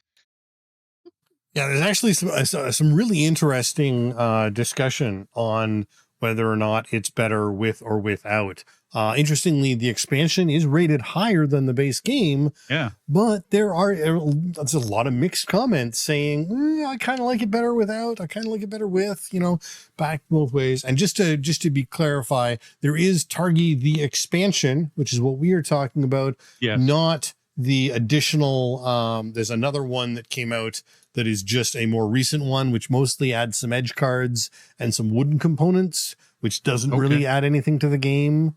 So just like giving it a frame. Yeah, it's the die bonus box from 2022. It gives some new edge cards and some wooden materials, but otherwise isn't much of an addition. I've never even heard of that. So earlier we were talking about harmonies. So there's another game that Asmodee sent us, and that's Survive the Island. The latest version of the classic game Survive Escape from Atlantis, which was originally published back in 1982. This new version of Survive changes up a few things, all of which make the game easier to teach and faster to play. We're going to get into the details during our full review, but here I just want to mention there's no movement required to get onto a raft from the water, getting off rafts into adjacent spots, and there's a new monster, which is a kaiju, which is kind of cool. And the kaiju meeples are really cute. The kaiju destroy rafts, but only scare everything else away by one spot. Like they just make everything, which can lead to some fun chains. This one is being a big hit with our family and also at Walkerville Game Nights. I'm glad we finally own a copy of this classic. And before I only had the sci-fi version. Yeah, I'm a big fan of this. The updates seem to be great. Everyone we've introduced it to who knows the original game is like, yeah, this is a little smoother. This is a little quicker. It's just, they're like, it feels the same, but just a little bit better, which is honestly, I think, what you want in a re-release of a classic game. So speaking of our Walkerville games, Smug Owls continues to be a big hit. This simple game is just enough fun and gets people talking. If you've got people who are willing to interact with each other and talk, this game is a real hit. It's not a surprise that it got the praise it did at Origins Game Fair. The other one that we got at the table recently was Words of a Feather. Now, we've talked about this a few times. This one where the box is actually hangable on the wall as art. It comes with bowls and the cards are all these peacock feathers. And it's a bit daunting, I think, for some people, right, Mo? Yeah, like we did the whole thing where we built the feathers in a round thing, which is way too much work to set up for a party game, and put the nice actual ceramic bowl in the middle and put all the gems on top of that. And it looked fantastic. And I actually mounted the game above that and no one cared. No one noticed, or they walked right by it. I don't know if the overproduction of this game scares people away, but once people play, they seem to actually enjoy it. I actually had to go around and collect players. I'm like, hey, you want to play a word-based party game? And eventually got a table of 6 together, and everyone who played it, including my kids at the time, had a great time. So it's like they overdid it so much that everyone's scared of the game. I don't know what it is. So I actually think, like, if I bring this game out again, I'm just going to put the decks out. You draw from the deck and forget the whole peacock thing, right? The table presence does not equate to the game. You had it set up. Charles, who we've mentioned is our local heavy gamer, came in and made a beeline to this game because it looked interesting. And I said, Charles, is it kind of a light party game? It's a word-based thing. It's probably not what you're looking for. I went, oh, no, that's not what I thought that was at all. Okay. Yeah. I don't know. To me, it doesn't look like a Euro, though. Like, I don't know what else it would be if not a party game. Maybe just preconceived because I know what it is. But yeah, Words of a Feather hasn't been going so great. We're having a hard time getting people playing it. We need to do a review on that one. And right now it's going to be like, it's good if you can get people to play it, but good luck getting people to play it, which is disappointing. Also at one of our Walkerville events, I finally got to teach our local trick take aficionado. One of the local gamers in the last year has become obsessed with trick taking games and like trying to play all the classics and importing games from other countries and everything else. So we got to teach them Sandbag, which was a big hit after round 1. Sandbag is one of the most complicated trick taking games I've ever taught and ever played. It was taught badly to us the first time and we hated it. Eventually read the rule book myself and found a better way to explain it. But round 1 is always rough. Like, people just don't get all the different things that are going on. Now, we've already reviewed this one, so check out our review to find out everything on how the game plays. So what I did, and I knew this going in at this point, and I think this is now my secret to teaching this game, is you play round 1. You try really hard to convince people to just play cards because, man, it's hard to get people like Charles to just throw down a card and see what happens. You convince them to just play. Then you score that round. Then you look at everyone nodding and going, oh, okay, now I get it. Then you play for real. One of the games we brought back from Gamma Expo is Trash Talk, which is from Friendly Skeleton. And it's been a big hit. It's a team-based party game. The theme is you're a raccoon and a possum. Well, 2 teams representing a raccoon and a possum, and you can't speak the same language. So you're using junk. You want to trade junk, and you're using junk to try and build a common language between you. So one team assigns each piece of junk to a word, and then the other side has to guess what word they've assigned it to. And if you get them, you get to move to the next round and add another card and another piece of junk. So, you start off and you just keep going up, right? So if you get at least one right, you get a second chance. And if there are no matches, you just straight out lose. This has been super popular with our kids. Like, they really enjoyed it. And I know Gwen has brought it to Board Game Club at her high school, and it's been a hit there too. It's a very unique, very cute game. You win if you can get up to 10 cards, which supposedly our daughters did at some point. I wasn't present. I don't know if they were cheating. And that would be every piece of included junk. And the included junk is like, there is a pullback race car. There is a little mini slinky. There's a plastic plant. Like, there's some really unique stuff in there. Yes. And as the game points out, that you can play, as long as you have matching junk, you could pull in your own trinkets, which I think is what the kids did at one point. So yeah. Yeah, our kids love the bring your own junk variant rule, where as long as you can provide a pair of anything. So they've actually played games with each other where they each brought their own set of stuff from their treasure boxes and played it. This is just a cute, fun party game. Like this is one that if you can get people playing at Walkerville and other people see people playing, they'll ask to play. Like you just need this one up in a prominent spot and the game sells itself. Because who can help but walk over and try and figure out why you've got plastic plants on the table? I mean, come exactly. On. Now, another game that has been extremely popular with my kids, which I did not expect at all, is Blank Slate. Now, I have played this game a couple times at the Ops big party at Gamma Expo. They do a huge group game with like 100 players playing at once. And when I finally got a copy of the game, actually at one of those events, they let someone at the table take home a copy. So I finally got to bring one home. This has been a great game. Like, this has been extremely popular. This is now the most popular game at Gwen's Board Game Club at her high school. I don't know why this one's taken off so well, but this is the game. It's been going over well at Walkerville. It's a really simple game. You're just given a whiteboard and someone says 2 clues and they'll say like blank car. Everyone writes down their answer. If you match with one other person only, you get 3 points. If you match with more than one person, you get 1 point. And if you match with no one, you get 0. First to 25 wins. I just taught you how to play Blank Slate. You can now go home and play it. The only thing the game gives you is the nice dry erase boards and some clues to use. You can make up your own. It has become way more popular. I'm like, man, this is something I should have had for years. Like, we should have been playing it at the Knights of Columbus with my parents and their friends. Blank Slate was kind of fun to play with the kids. It's really not my kind of game. I'm going to dodge this one if possible. Next up is another one we brought home from Gamma Expo, which is Curses and Covens, which is from Good Games Publishing. And it's a 1 versus many deduction game. It's very beautiful, sort of tarot style art. It's really easy on the eyes. One player is a witch hunter, and the other players are town folks that are trying to hide witches. The witch hunter wins if they can catch 5 witches, and the townsfolk win if they can form a coven of 3 matching witches. It's an open deduction game with an interesting system where you hand out and pass cards that give the witch hunter a good idea of what's where.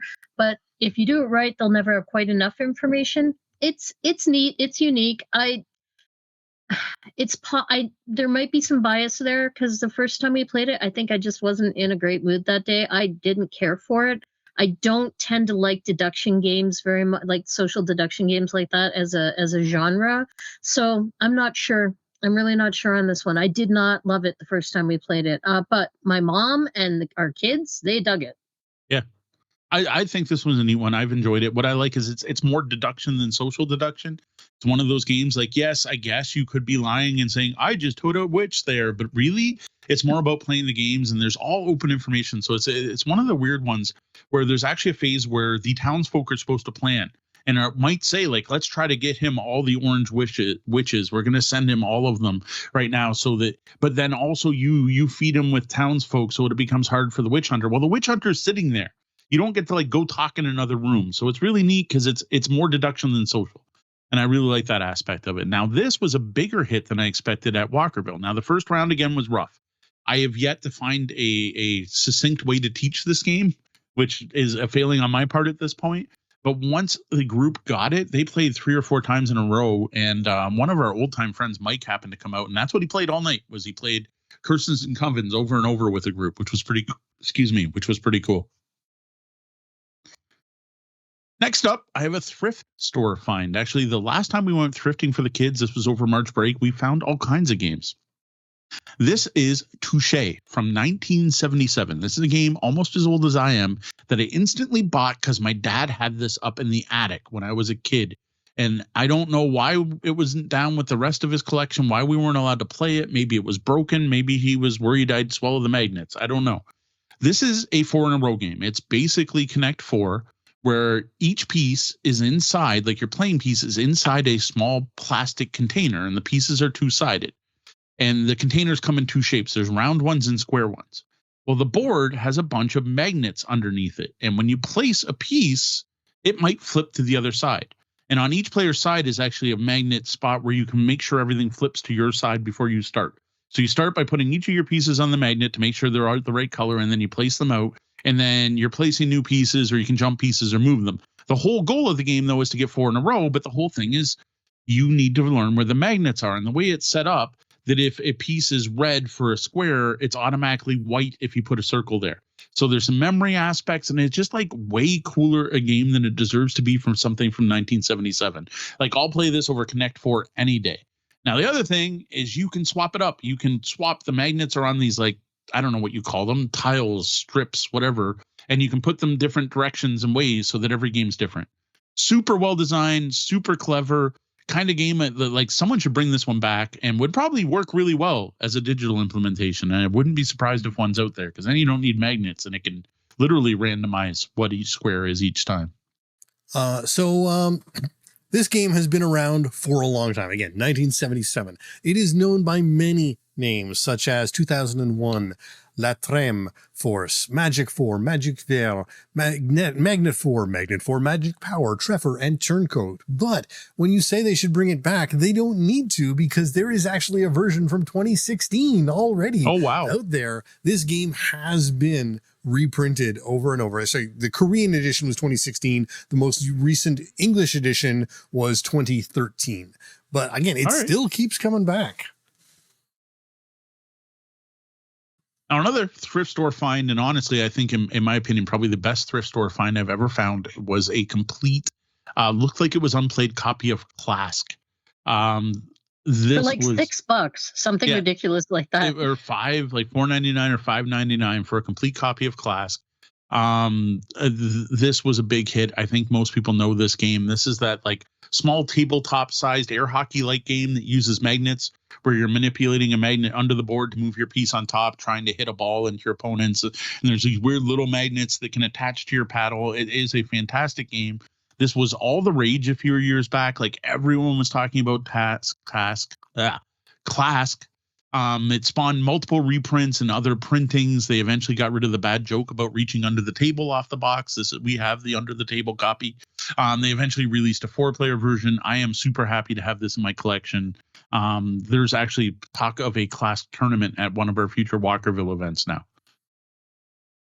Mo and I did one of those trips to Kingsville where we stay overnight and we drink coffee and play games, and drink beer and play games, and then sleep and get up the next day and drink coffee and play games, and you make fit it sound in as so many exciting. games as possible. And like, no, I just like, we fit in a ridiculous amount of games in a small period of time.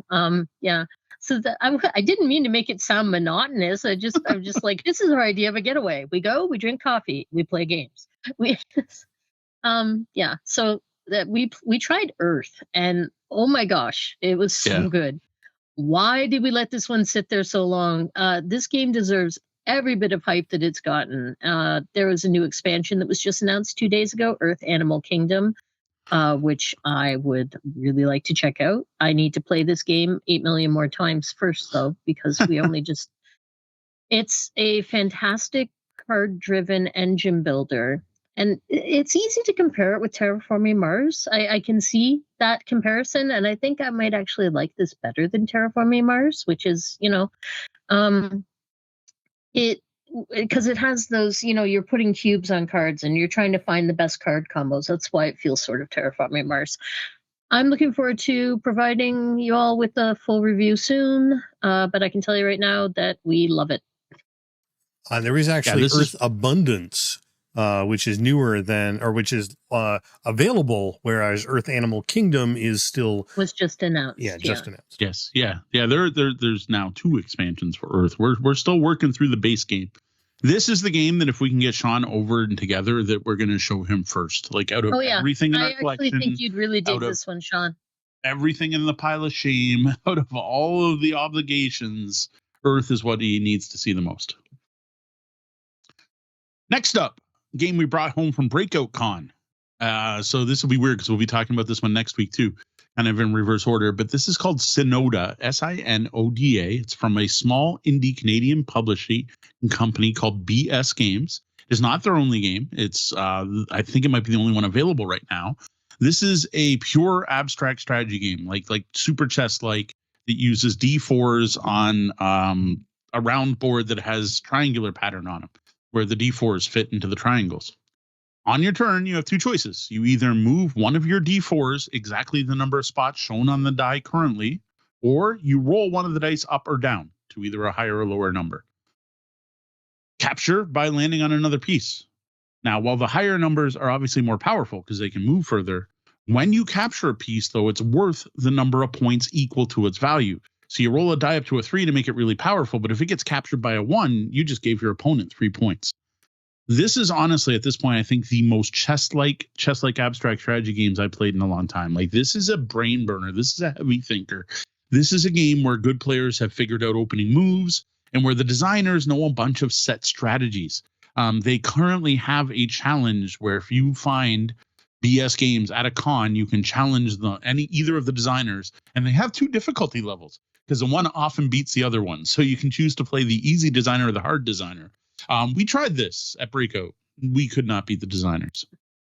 Now, a big difference from chess, which we haven't tried yet, is you can play this 2, 3, 4, or 6 players. The only counter doesn't work at as 5, and that's just because of the board game's designed. Man, does this cause AP and brain burn? This is like man, it hurts. Like, for a game that looks really simple, a bunch of D4s on a board, there's a lot of thinking required. Yeah, I enjoyed this, but I think, we play it maybe 2 times in a row, and then I was like, yeah, that's enough of that. It makes me wish I had Zensu here, and I don't. I will say, though, for table presence, for a game that is actually quite simple, it is it's a small board with a like this circular pattern, and it just gray and white. It's not much to look at, right? And some D4s in 2 different colors. We had, everywhere we played it, people came over and went, what is it you're playing? Now, mind you, as I pointed out, all we did was drink various beverages and play games for 2.5 days straight. And we were playing a lot of different games. No one came over and asked us about Earth. But people were like, what the heck is this? What are you doing? This looks interesting every time that we broke this one out. Another one we played on our week off, it was in the middle of the week, time off, was Architects of Amidus. This is another one we brought home. This one was from Gamma Expo. We got this from Hachette Games, though it's actually produced by Boîte de Jeu. This uses tic-tac-toe as one of its mechanics. And I've got to say, this seems to be the year of designers trying to get classic mechanics to work. Like Wise Wizard Games is putting out a game that's a roll and move like Snakes and Ladders. And here we have a game that uses tic-tac-toe. This is a worker placement game where you're drafting building tiles from a 3x3 grid, and you put your worker where you just took a tile from. Now you have 4 workers, and if you ever place one, so you get 3 on a row, you unlock a bonus scoring opportunity for the end of the game, which can be really powerful and worth a lot of points. Now, other than that, it's a tableau builder where you're making your own 3x3 city by placing tiles and stacking tiles on top of other ones. Now, each type of building scores differently, and you're also trying to match pattern cards that you can trade in for more points. Now, when I first saw this one, I was like, I don't know, tic-tac-toe, like, come on. And it has slightly cartoony artwork. I wasn't sold on this one, but I gotta say, once playing it, it's really solid. I didn't play it at Gamma Expo, but I had someone give me a walkthrough at one of the game nights, and I was like, yeah, I want this game. I'm so happy to be able to go, haha, I was right, Mo.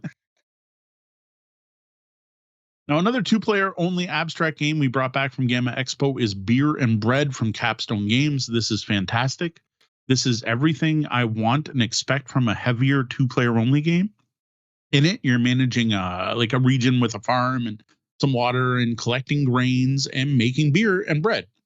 Now, the neat part is it does kind of the classic Knizia scoring thing where you are going to only score your lowest score between beer and bread. So you're going to have to make both.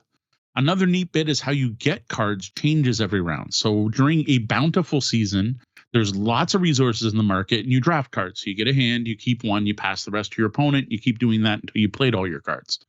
The next round, though, you're stuck with the cards you have, but you get to pick up any of the cards you used last round to harvest.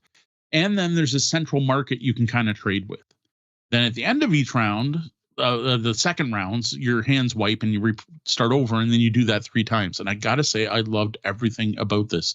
This game was just great. It looked great. It had a fantastic board, neat table presence, multi-use cards used really well. Each card could either be a recipe to fulfill, could be a bonus upgrade you get for the rest of the game, or a way to collect resources. This is a super hit. Like this reminds me of some of the best, 2-player small box games out there, and wasn't too heavy, but still was heavy enough to be enjoyable.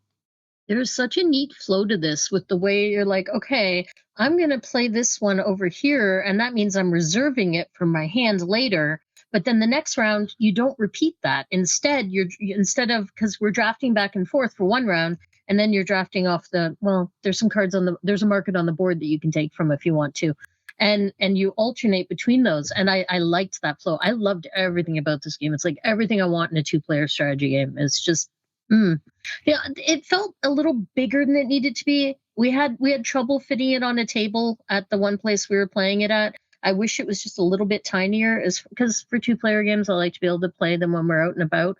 This felt like a game we should probably play at home. Other than that, I know you just need that slightly bigger than a round high top. We were at a round high top, and it fit. It worked. The one thing I would be worried about depending on where you do play is, like, I don't know about bringing this out to a bar because of small components. This does have a lot of little wooden components for all of the different resources, and I think there's 6 different types. I think there were 5 different grains in water. So I would be a little concerned about losing pieces too. There's a lot of card tucking, and I was sometimes struggling with getting the card under the board. Again, maybe if we were playing on a neoprene mat, I would have an easier time with that. Yeah. I think it just depended on where we were playing it. But right. Next game we brought home from Breakout Con. So getting lots of the new stuff played, and that is Mackie Master from Kids Table Board Games, who we love. This is actually a reimplementation of Wasabi, and again proves that Kids Table Board Games do not ignore them. As an adult gamer, they make awesome kids games that are great for adults. I haven't played this game with any kids. Like, yes, my kids, but they're both teenagers. One's going to be an adult next year. This game is awesome. Deanna and I enjoyed a 2-player. I've been enjoying playing it 3-player with the kids while Deanna's been at her mom's. This is just a really solid game. It's a pattern matching game where every round you're going to add an ingredient to a tatami mat grid. So it's a square grid with square ingredients. Then if you can, you're going to fulfill a recipe card that's in your hand. If you can't fulfill a recipe, you can then instead get a special ability card you can use later, or collect wasabi, which is worth points at the end of the game, or you can just refresh your hand, because if you're like, oh, I can't fulfill any of these, you can get new ones. It has the neat mechanic that we first discovered in Rec Raiders. Check out our Rec Raiders review, also from Kids Table Board Games, where you're trying to fulfill orders, but you can fulfill them in any order, but you get a bonus if you do them in the exact order. So here you have like a 5-ingredient sushi roll. Well, you can just get all 5 ingredients in any order, or you can be like, no, I have it in the exact order on this card, which gets you a bonus, which tends to be more wasabi. This is just a neat game. Now, Sean from Kid Table Board Game was awesome enough to hook us up with the Kickstarter edition. So lately, when we've been playing, we've been trying the various mini expansions like soy sauce and ginger. This is one we'll probably review fairly soon, because we've been playing this one a lot. this is such a solid game. I need small children to borrow to play it with little kids to see how it plays. True. With small children. But drawing on my memory of being a mom, I suspect it would have went over pretty well. And you and I had a fun time just sitting and playing it, the two of us. Kids Table Board Games wins again. Now, sticking with sushi, another game I brought home from Breakout Con. I only grabbed this because I think it'll be popular at Walkerville. Deanna will never want to play this game. I don't even know if she's seen us play this game. I have played it at our kitchen table. This is Sushi Dice. It is a Korean import localized by Sit Down. This is super simple. It's an order fulfillment game where two players have a set of 6 dice. You're going to roll your dice and keep rolling your dice to try to match the patterns on one of 3 face-up order cards. Now, that's it. You just keep rolling and rolling until you get it. And you can re-roll any number of times. So it's not even like Yahtzee. The trick is, though, one of the sides on the dice is a skull. If your opponent notices you rolling a skull, they can go, yuck, and you got to re-roll all your dice, including any that have already matched the cards. Also, when you're playing with more than 2 players, the players not in the round can watch. And if both active players roll a skull at the same time, they can go, chop, and that stops the round. And the dice now pass to the players who weren't in the round. Dead simple. One of the reasons I wanted to get the game is it comes with a bell because, we got to like bells. And I got to say this will be good at Walkerville. It'll probably be a loud game, but I think with pints of alcohol and this game and some awesome pretzels, this will go over very well. This game is so not for me. I have no interest in playing it. But while you were playing it with the kids, I can just hear people yelling yuck and then giggling. So I'm like, there's fun to be had there. Yep. They said super simple. I would have never touched this game except the company was there presenting their games and it was up and I walked by and said, "You want to play a quick game?" And I went, "Sure." And then I went, "You know what? This game would be fantastic for my local public play events that I have at a brewery. Anyway, here, take it." And I'm like, "Okay, thanks." So that was pretty awesome. Next up is a game from Adam. There, we've covered all the recent things we've attended and played games from all of them. This is a game from the new Queen Games Friends and Family Small Box series, a new series of 3 games they published with a lower price point, more accessible, family-friendly, no heavy felds here. And this is Star Explorer. Now, we just talked about this one last episode, so I'm going to keep it short. It's a flip and write about drawing constellations with a neat rotating disc board where you can only see part of the sky at a time. I introduced the kids to this and they loved it, like absolutely adored it. And I've been getting better at it the more I play. Now, one neat thing that I discovered is most flip and writes, when you flip it up, everyone has to draw the same thing. In this one, every single constellation is unique and different. So while everyone's drawing a constellation that's the same size, like you'll flip up your 7 and everyone else has to flip up their 7 and draw it, each of our 7s are different. And what I like about this is that means there's no memorization. There's no knowing what's in the deck and what's coming up, which I think actually makes the game way more replayable and way more fun. So that was a neat discovery on our last play. Wouldn't you get that mastery, though, if you, like, say you always played green? Isn't there, like, colored decks? And if you always played the same deck? No? No, there's no colored decks. You randomly deal out the various constellations at the start of the game. And there are a significant number that aren't played to the fact that I thought it was a 6-player game. Okay, no, that's quite brilliant. I've only played it the one time, so I wasn't clear on that. Now, yes, you might eventually memorize that the 6 with a white star on it has a set pattern, but you still would be getting that randomly, right? Like you might get to a point where you played enough, which, man, you'd have to play a lot, I think, to be able to look through the cards you the tiles you got at the beginning of the game to kind of know what's happening, but that would require a level of memorization I don't expect anyone playing Star Explorers to have. Explorer, sorry, no S on that one. All right, last one. Sorry, it was a lot this time, but now we're caught up. So as long as we can keep recording regularly on Wednesday, we'll be all nice and caught up. So you'll never have to listen to this many games at once. Trust me, they were all fun though. Last game we played since we were last here, 4-player game of Oros using the big board, and that made the game so much better. Sean now needs to play Oros with us at 4 players on the bigger board because it has changed my mind about the game completely. Our final review will be completely different now that I played the game 4 players. And that is because of one simple thing. In this game, you are smashing land together to build mountains, to build temples on. The temples have 3 steps. You can only contribute to each temple once. Well, with 3 players, that means everyone just takes turns building on each other's temples. And at the end of the game, it's more whoever can build the highest levels first. And there's some little cat and mouse there about who's going to build it, and maybe trying to build one of your own off in a corner near the end of the game so no one else can get there. But you basically just end up taking turns walking onto the spots other people have built on and taking advantage of other players' work. There's an almost co-op feel to the game with 3 players. Well, that's gone with 4 because now every single completed temple, someone missed out, someone lost out. That led to a lot more cutthroat play that I really enjoyed. The bigger map also felt better because with the smaller map, everyone kind of moves to the center land space and just kind of dances around each other. Here we had 3 different lands building up with 3 different sets of mountains, and people really had to worry about, they were doing neat things like shifting rows just to be able to move their people and smashing land together just to make bridges, which is something that didn't really come out in the earlier play.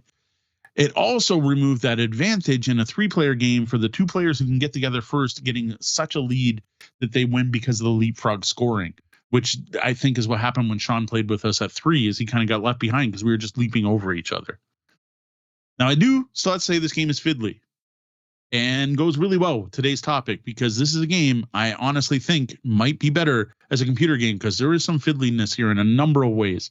stuff you're going to forget to do, forgetting where you picked up a guy from, because you're like, the way the action phases go, you pick up a guy and then you go to place it and you realize you can't, and you're like, oh shoot, where did I get it from? You wouldn't be able to make that mistake. And I hate the jumping rules for scoring. I absolutely hate them even more, having played 4 players. Deanna's mom being the player who got left behind because they didn't get the leapfrog often enough. But I got to say, our last game, 4 players, like, we went up another level on the tempo for this. Like, it is significantly better with 4. Because if one player is left behind and everyone else is up here, it's harder to catch up because there's no one to jump over. That's the problem that she ran into. Yeah. All right, well, what have you been playing lately? Let us know in the comments. Share it in the What You've Been Playing section of our Discord, or email one of us at Mo or D or Sean at tabletopbellhop.com. We love the Artemis project, but what about the Artemis Odyssey, the second game in the Artemis series, set many generations after the events of the original game? So the Artemis series of sci-fi board games comes from our sponsor, Grand Gamers Guild. So thank Marc for providing us with a review copy of the deluxe edition of the Artemis Odyssey, and for your continued sponsorship, though it's kind of amusing because we actually got the physical copy of this game before Marc was a sponsor. So the copy we have is the deluxe edition, but everything we say here is going to apply to the retail version of Artemis Odyssey as well. The only changes between the 2 versions are component upgrades. In the deluxe version, the colonies, factories, terraformers, and ships are all plastic, and you get some really nice game trays inserts that organize everything. To see what these upgrades look like, as well as the standard cardboard components, you can check out the Artemis Odyssey unboxing video over on YouTube. Well, what some people may not know is that this is a complete rewrite and update to the game Ad Astra from the same design team of Bruno Faiduti and Serge Leggett. The game has been improved in a number of ways, including more alien cards, less actions per round per player, updated movement rules, new scoring pads, updated artwork by Dominic Mayer and Christian Romero, and more. The consensus online, which we agree with, is that all of the changes were good ones, and the Artemis Odyssey is a better version of the game. And I'm just going to correct one thing. It's not scoring pads, scoring cards. You get scoring cards in your hands along with all your other action cards. Now, the Artemis Odyssey is an engine-building space exploration game. You start off with a factory and a ship on a planet that produces one thing out of 6 different resources. From there, you're going to use cards to choose actions, explore the universe, move to new systems, discover and colonize new planets, building point-scoring terraformers, and more. Now, the points in this game are completely player-driven and is based on in-game accomplishments. And the game is a race to a set number of points. Basically, what you're looking at here is kind of a dialed-down 4X, but no extermination, because there's no way to actually attack the other players. Though that's not to say there won't be any fierce competition for resources and those alien planets and alien artifacts. The game plays 1 to 5 players, and it plays well at all player counts. It also includes rules for playing with up to 8 players if you play in teams. Your first few games are probably going to take up to 2 hours, more if you're playing in teams. That will greatly speed up once the players have played a game or 2. 2-player games, on the other hand, are really quick, like under an hour, and the game works surprisingly well at 2 for an empire building game. The Artemis Odyssey has quite a bit going on. It's maybe a bit above medium weight due to the amount of options you are presented with right from turn 1. It also means we're going to try and keep things pretty high level for our overview of play. So earlier I mentioned there's 6 resources in the game. They're water, food, energy, and then 3 ores, which I'm just going to call X, Y, and Z because that's what you're going to call them when you play anyway. These are all represented by cards, Catan style. You start the game with 1 of each. There's a planet type for each of these resources, so 6 different planet types, and each player is randomly given one of those. You're going to put a factory and a starship on it. All the rest of the planets are then placed around the Sol system tile, the other starter planet. So everyone's starting in the Sol system, basically around Earth's sun, and you're going to expand out from there. So you've got resource planets, but then in addition to that, there are also a small number of alien planets that are going to get mixed in with the rest. You build the solar system by placing out all of the star system tiles and then surrounding each one with 3 to 8 of the remaining planets randomly. Every player gets a set of 11 action cards with an equal number of each type. While these look symmetrical at first, there are subtle differences between each deck. The resource production cards and movement cards are unique, and though there will always be 2 star systems, each player cannot move to on their own. Now, each round, players will select 2 or 3 of their action cards based on the player count to play them out onto the main board. Now, the main board features a track that goes from 1 to 10. And when playing a card, you get to choose where to put it. You can put it on any empty spot. Now, once everyone's played all their cards, though, you're going to resolve the cards left to right from 1 to 10. So even though you might be the first player, you could choose your first action to be the last thing that happened in the round or to happen in the middle. This is the big thing that sets the Artemis Odyssey apart from other space exploration games we've played. Right. There are several actions you can take in the Artemis Odyssey, including producing resources, where you pick one of 2 goods that's shown on your card, and then everyone gets to produce those goods, but based on which the planets they control. Now, trading lets you trade with the bank and then with the other players. Only the player who played the trade card can be traded with.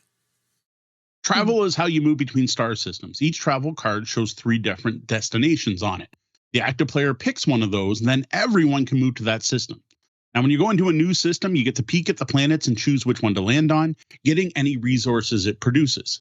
That you're lucky enough to find an alien planet, you get to claim an alien artifact. And those are very powerful abilities or endgame scoring opportunities. The build action lets you build up to 2 things, and all the other players get the option to build 1. Colonies produce 1 resource. They can be upgraded to factories that produce 2 resources. Starships allow you to explore the galaxy, and they also produce 1 resource. And then there are terraformers. They don't produce anything, but each one you build is worth endgame points. Now, finally, each player has a set of scoring cards. They are played like any other action card, but once resolved, they go into a discard pile, and the player only gets them back after the round where they have played their last scoring card. Now, all the scoring cards in the Artemis Odyssey are majority based. You're going to get a number of points based on what you have in play or choose to spend, because some of them let you discard cards. And the player who had the most every time this happens is going to get 3 bonus points, but the player who contributed the least loses 2 points, which leads to a lot of interesting tactical play. Now, each scoring card does have 2 options on it, and you get to choose which of those 2 you're going to do at the moment it activates. So sometimes your plans may change, and you always have 2 options presented. So the options here are things like counting the numbers of colonies and factories built, the total starships owned, alien planets controlled, or trading in sets of matching resources, and more. The first time that any player passes 42 points, you interrupt the game and a catch-up mechanic clicks in. The player with the least points gets to draw a number of alien cards equal to the player count. They pick 1 to keep and then pass the remaining to the player with the next highest score, who picks a card and then passes on until every player gets a card. Now, at the end of each round, players get all their non-scoring cards back so they can play them again. Now, the first player that moves to the left, and you start a new round. Now, the game ends if at the end of any round, any player has 77 or more points. Then the player with the most points wins. So in team play, players share resources and components, but you shuffle and split the action deck each round, and players must then take turns playing cards for their team. When playing with only 2 players, the 4 slot on the planning track can't be played on. Instead, a singularity is placed there. When you're resolving actions and you get to that spot, you draw from the singularity deck. This deck will give both players some kind of benefit like extra resources, alien artifacts, free builds, getting a scoring card back, etc. You also use that singularity deck when you're playing solo, except for that mode, your game ends whenever the deck runs out. So it's acting like a timer. Other changes include playing 4 actions per round and not being able to peek at a planet that you've seen before. The goal when playing solo is determined by a mission card, like you get a different goal each time. You can select one or you can randomly draw one. For example, in the Resilience mission, it requires you to have exactly 3 starships, 3 colonies, 3 factories, and 3 terraformers, and have 77 or more points before the game ends, or aka the singularity deck runs out. So as we move on to our thoughts about the Artemis Odyssey, I want to start by pointing out that bit of a bias here in a way. I am a big fan of Ad Astra. This is one of those games that I've been talking about going back to the Windsor Gaming Resource days of being a hidden gem. When people would ask me, what's a hidden gem game? I'm like, have you played Ad Astra? Everything I liked about Ad Astra, the biggest thing being that planning phase and the action track, is still in the Artemis Odyssey. This really is a new, updated, better version of a game I already liked. Is that a bias, though? Because the fact that you loved Ad Astra could make you biased towards being like, well, Ad Astra is perfect. You're going to ruin it. I don't know. I agree, though. This is. Well, I think it's a bias. I just in this case, it's a bias that made the game even better because it was a better version of Ad Astra to me. I guess it could have went the other way. I don't know. Again, Ad Astra was a hidden gem. I don't know a lot of people who've talked about that game to know if anyone was a fan of that didn't like this. It's slick. Like, I have nothing negative to say about this game. I like everything about it, especially at 2.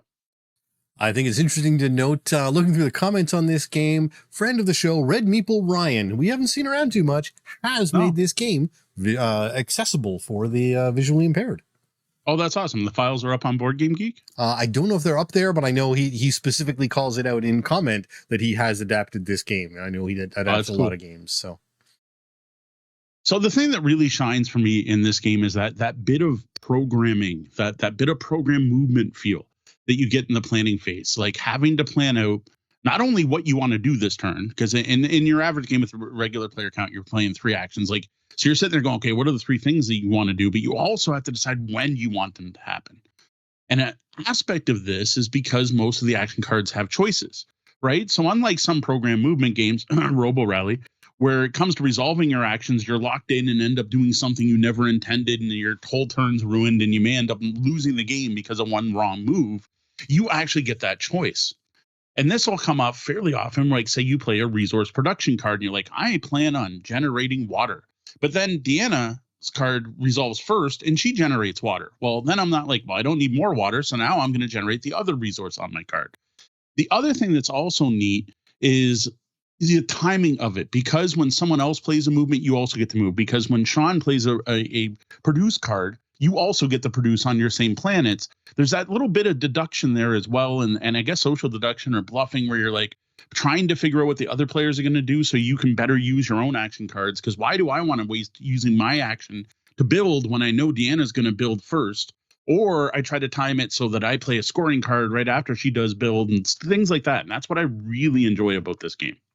I agree. Definitely a large part of the strategy is trying to guess what your opponent is putting down in that, because they're placed blindly into that initiative tracker. And you're like, well, I'm pretty sure they're going to build anyways, so I'm going to fly over here, right? Like that's a huge part of it. What I find interesting is a lot of people are really comparing this strongly to Catan, but I think the best description I saw was, this is what Starfarers of Catan should have been. Yeah, I can see that. I was going to mention Catan a little later because the card-based resources, the fact you can trade, and honestly, the building is almost identical. Like a colony produces 1 resource. You upgrade that to a factory that now produces 2. Now, it doesn't take 3 grain and 2 ore to upgrade. It's its own set of resources, and I don't remember them off the top of my head. But yes, there is definitely, like, to me, this is a next step from Catan. If you're a group likes Catan and you want a sci-fi Catan, this is that. But this is a step up. But where are the space sheep? I was just about to say, sheep in space. Now, the other thing I like is the fact that the decks aren't symmetrical. I think this is really neat. Now, it's not the asymmetry I love where everyone has their own powers. I would have liked that as well. This is much more balanced than that. But it's just that fact that, like, no matter what player count you're playing at, it's set up so that there will be 2 systems you can't fly to. So you're relying on those other players to eventually use those cards so you can get a chance to go to those systems. Or you could strategically, being one of the players who has those systems, not play them so you can kind of hoard them to yourself if you can time things right. Plus, the production cards are also set up in different pairs. So like Deanna might be able to produce food and water on the same turn, but I might not be able to because food and water are on the same card. So I can't produce both of those resources in one turn unless another player plays food and water. And I actually really like that type of asymmetry. And it's funny because I think it wasn't until play 3 that I noticed it. And the only reason I noticed was because the reference cards were color coded to be player colors. And I'm like, why are the reference cards color coded? Well, it's because they show what planets you can't reach. And they show what your particular combination of resource cards are. And I totally missed it. Like the first 2 plays of the game, I just assumed the decks were all the same.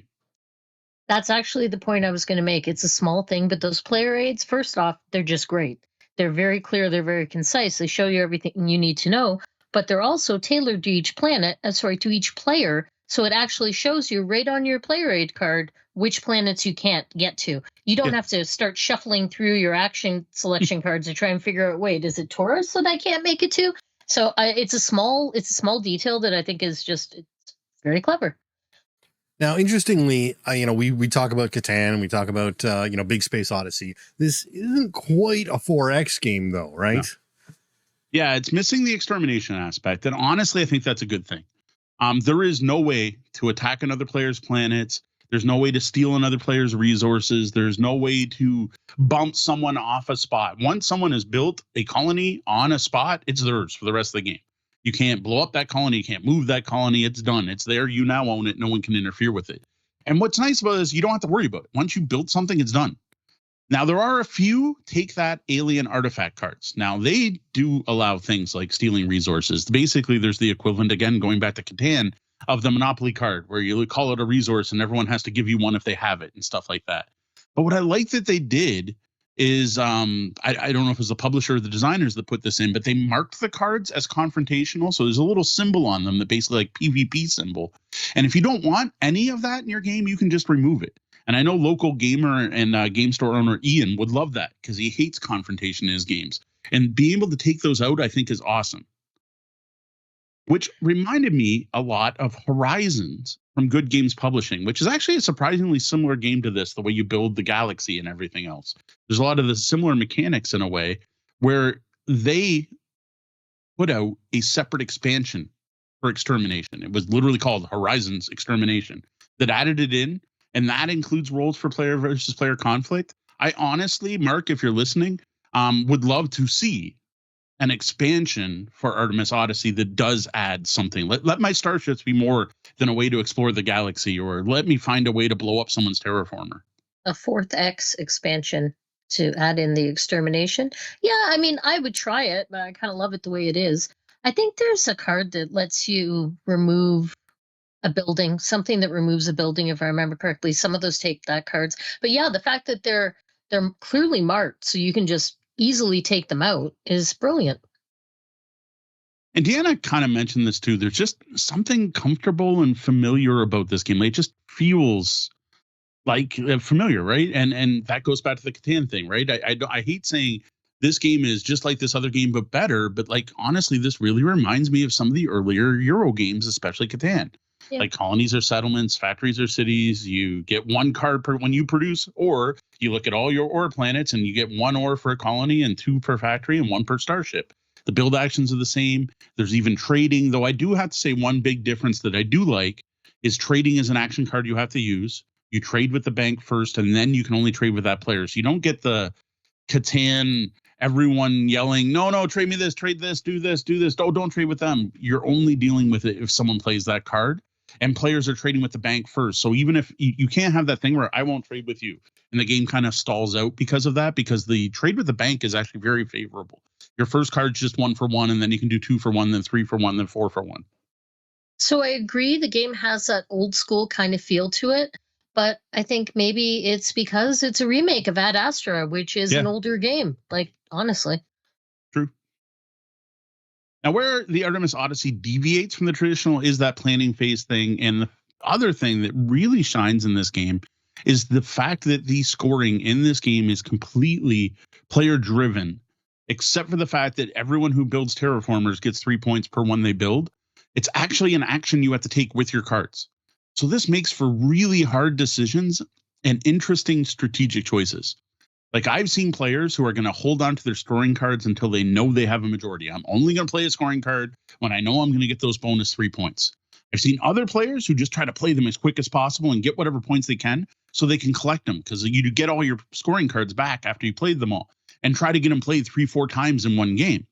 I've also seen players make plans to play just to get the leader, right? Wait for the point leader to not have or have the least in something, then purposely play a scoring card where they don't have the most, but they're taking those 2 points away from the leader. And I got to say, that's really neat. Like, yes, the planning board's cool, but the scoring system just can't be overlooked when talking about this game, because this really stands out. And it's just over the years, I've found I really enjoy player-driven scoring. Another great example of that in a much more modern game is Arcs. Arcs also has that same thing where the person who has the lead to the trick gets to set the scoring. And I really enjoy that player-driven scoring system where one game you may never score one thing, and another game you may focus on something completely different. Maybe I shouldn't admit this to you, Mo, but I find in our 2-player games, I don't want to do a scoring card unless I know I'm going to get it and you're not. I don't want to take second place. Why would I play this scoring card? But it becomes more of an interesting choice in the multiplayer games. Yes. And like you said, the way the cards cycle, I love that mechanic that, well, my scoring cards have already been played. I know that would score a lot. I've got to get these other ones out there just to get them back so I can score that other one again. It's a very cool mechanic. Yeah, and I know multiple times when I played where I tie for win, because ties are friendly in this game. And I'll easily, I'm like, sure, we both get the points, but that's just to get the card out of my hand so that I can, get those cards back. The last thing I want to call out about the Artemis Odyssey is something that I've learned I like more and more in games, and that's the way the boards are set up. Because there's only one main board, and it's just the track 1 to 10 and a score track. Everything else, the galaxy and all the planets, you can put wherever the heck you want. And I love the fact you can build the galaxy however it fits, really, like however you want to put it on your table. So you can shape the game to your table and where people are seated and where people can reach, which I really like. Another example of a game that does that really well was Cowboy Bebop Space Serenade, where you could rearrange the boards how you want. And I dig that in games. I want more games like that. Comparing to some other games we've been playing recently with giant, massive boards, I'm like, just cut those boards into little pieces so I can rearrange stuff how I want. Yeah, overall, I really dig the Artemis Odyssey. To me, it's a fantastic next step game or familiar feeling game for seasoned gamers. One that I want to return to now and again. There are some great decision points, and every game I've been part of has been highly competitive, which I enjoy. Our last game, I think Mo won by 1 point. Yeah. The way the star systems are randomly generated each game and the alien artifact deck keep things interesting. They make it so no 2 games are going to feel the same. In addition, the way people choose to play the game really changes up how it feels. And a game of the Artemis Odyssey with one group of players, to me, feels very different than playing the same game with another group of players. Well, and if, like me, you love sci-fi exploration games, and yes, even 4X games, and something on the quicker side, most games in this genre, you should check out the Artemis Odyssey.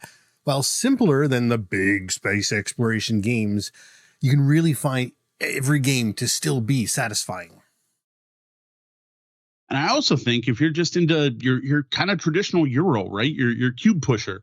The game's about collecting resources, expanding and building an engine. You're probably going to enjoy the Artemis Odyssey.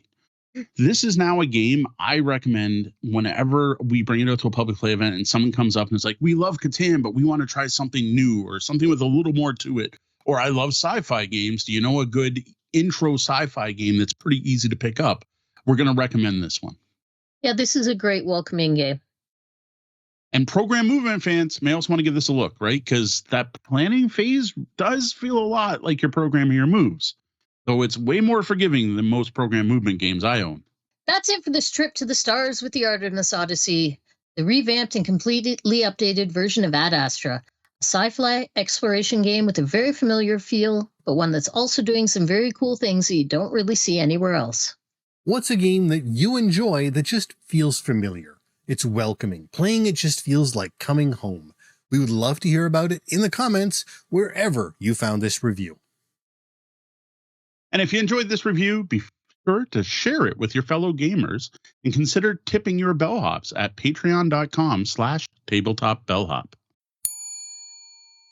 Teams of heroes face off in Cursed Empire, Heroes of Thargos, a dueling card game set in the world of the Cursed Empire grimdark tabletop RPG. So Heroes of Thargos, which I'm just going to call it that for the rest of this, as I think the other two of us will be doing the same, comes from designers Chris Loizu and Brian Steele. features artwork from Ryan Verhagen, and is published by Serious Business Games Edition, better known as SBG Games Edition or SBG Edition, which is a French company that was founded by the game's designer, Chris. Well, it's primarily a two-player deck construction game. Heroes of Thargos can also be played with 3 or solo. Short games play pretty quickly, but a full game can take well over an hour. And by which I mean there's rules for short games. And the optional story mode can take even longer than that. This game was originally kickstarted, funded, and delivered in 2001. That's not right. In 2021. I think it's 13. I don't know. Is it 21? 21 I don't know. is It's what not BGG says. 2001, so that is definitely 2021 is the entry on BGG. Yeah, sorry, that's supposed to be 2021. All right. Wow. Ooh.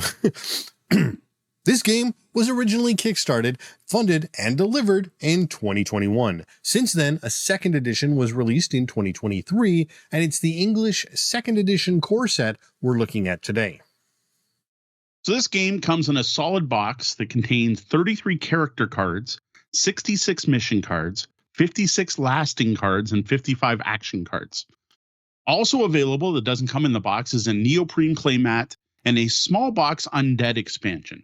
Now, the card quality here is good. The art I enjoy. I think it's pretty evocative of the grim, dark world the game's based on. Now, that's coming from someone who has not seen the Cursed Empire RPG except at cons. I've not played it. But it's definitely like a kind of chaosy look for people who know other grim, dark games. There is, however, one odd choice here. There's some supporting material that you need to play, including a score tracker and the resources for solo play, and they are printed in the bottom of the box, and they are very, very tiny, and they are hard to use because they're inset into the box. Like, everything about this is just no. Yeah, I remember the first time I showed Deanna that, she's like, what are you supposed to use, safety pins or bobby pins to be able to track your health? Well, and then we get to the rule book. This tome is 50 pages long. That's thicker than Gloomhaven. It's written in a very conversational style that feels like Chris is there telling you all about his awesome new game. We found it was a terrible way to learn the game. Yeah. And it spends way too long talking about how cool things are instead of just giving you the information you need to play. Yeah, I'm sorry, Chris, but the rulebook in Cursed Empire Heroes of Thargos is by far the worst I've ever experienced in any board game ever. The reason it's taken us this long to actually play and talk about this game, we've had it for quite some time, is this rulebook. I just could not put it together in my head from what I was reading on text. And then eventually I'm like, we got to get this game reviewed. We've had it for a long time. I figured the only way I was going to figure this out was to go on the internet. I watched various other reviews and 5 different how to play videos before I was comfortable introducing this game to Deanna.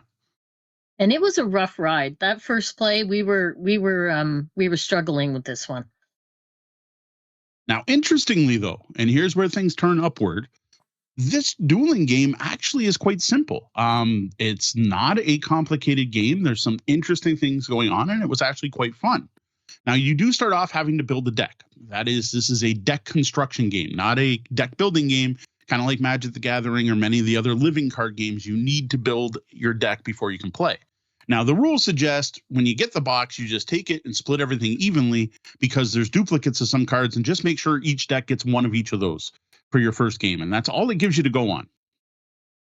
That was really annoying. You had to sort through all the cards, find out which ones had duplicates, and then split them. It was not a fun... Playing the sorting game was not a fun start to this. But then it did let us get the game to the table right away without having to worry about deck construction for a game we don't understand and haven't actually played yet. Now, this core box has enough cards to build 2 legal decks, but you will need more than one if you want to play with 3 players. Plus, if you really want to enjoy the game, you're going to want more. That's because you can include up to 4 copies of each non-unique card in your deck. So to really have every option available, you would actually need to buy 4 boxes. Yeah, and if you're going to do that, maybe split with a friend and you can argue over who gets all 4 copies of some of the cards. That's a bit of a buy-in if you do enjoy the game. But if you enjoy it that much, maybe it's worth it. Now, the starter set says, and like on their website, says it comes with 2 start set decks, but there's nothing in the box that tells you what goes in those decks. You'll have to go online to find those card lists, which is a bit of an odd choice. Now, of course, most people have the internet and they have their cell phones, so it's easy enough to find on the Cursed Empire website.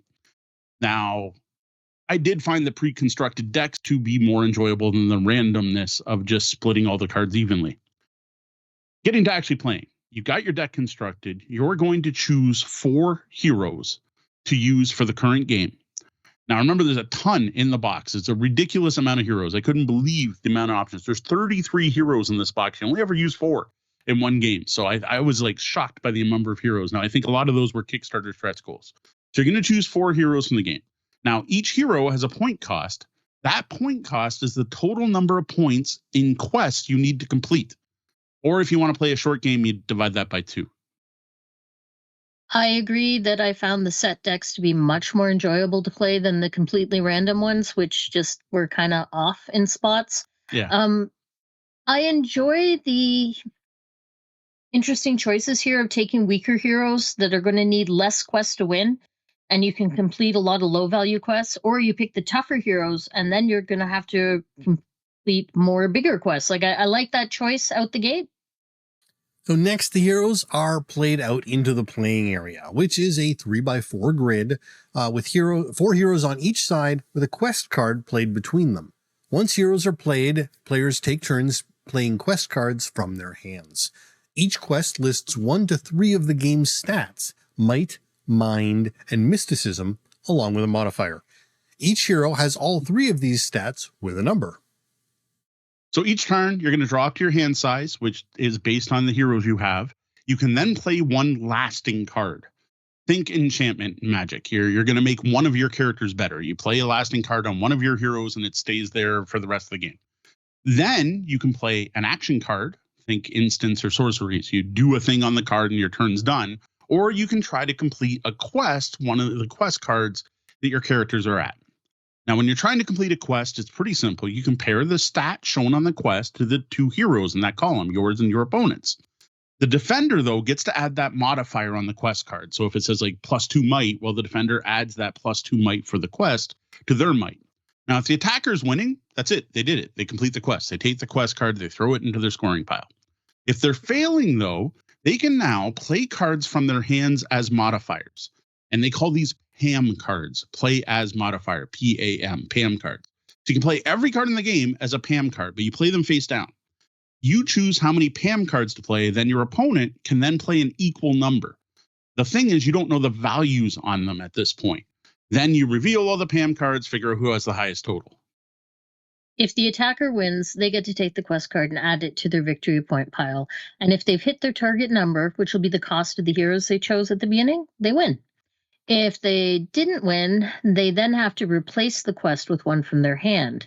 If they don't have a card in their hand, they have to draw and discard from their deck until they find a quest. Mm-hmm. You lose if you run out of cards in your deck. So if you try to complete a quest and fail, your hero becomes injured, and its card is flipped. The injured side of cards often have different values and abilities than the fronts. Now, interestingly, in the core game, that's it. If you're injured, you're injured. If you get injured again, nothing happens. You're already injured. Now, with the Undead expansion, there's some interesting, fun things you can do with people who get injured a second time, but we're going to leave that for you to discover on your own. Now, when playing with 3 players, you just split the battle line. So instead of having 4 against the person across from you, you have 2 with the player on your right and 2 with the player on your left, which actually works pretty well. Now, each player does need their own deck, but the rules remain the same. Now, playing solo is interesting because you still build 2 decks. And then the AI opponent has 2 tracks that are going to track how they play.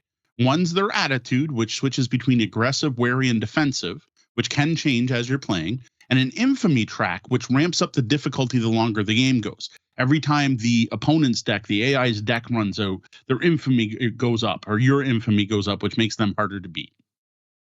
Now, the big thing to remember here is that this is a TCG or living card game style game, and the cards offer all kinds of modifiers, exceptions, and special rules. Every hero has a power in addition to their stats, and action cards have all kinds of things you can do, like drawing extra cards, swapping around upgrades, and quest placements, and things like deck depletion. There are also some advanced deck building rules where every card has a faction, and you can only use lasting cards on heroes that match that card's faction. This is also required in story mode, which has you lay out a set of locations to explore, having set encounters at those locations, and trying to beat totals rolled on dice, not included, when trying a quest where there are no rivals present.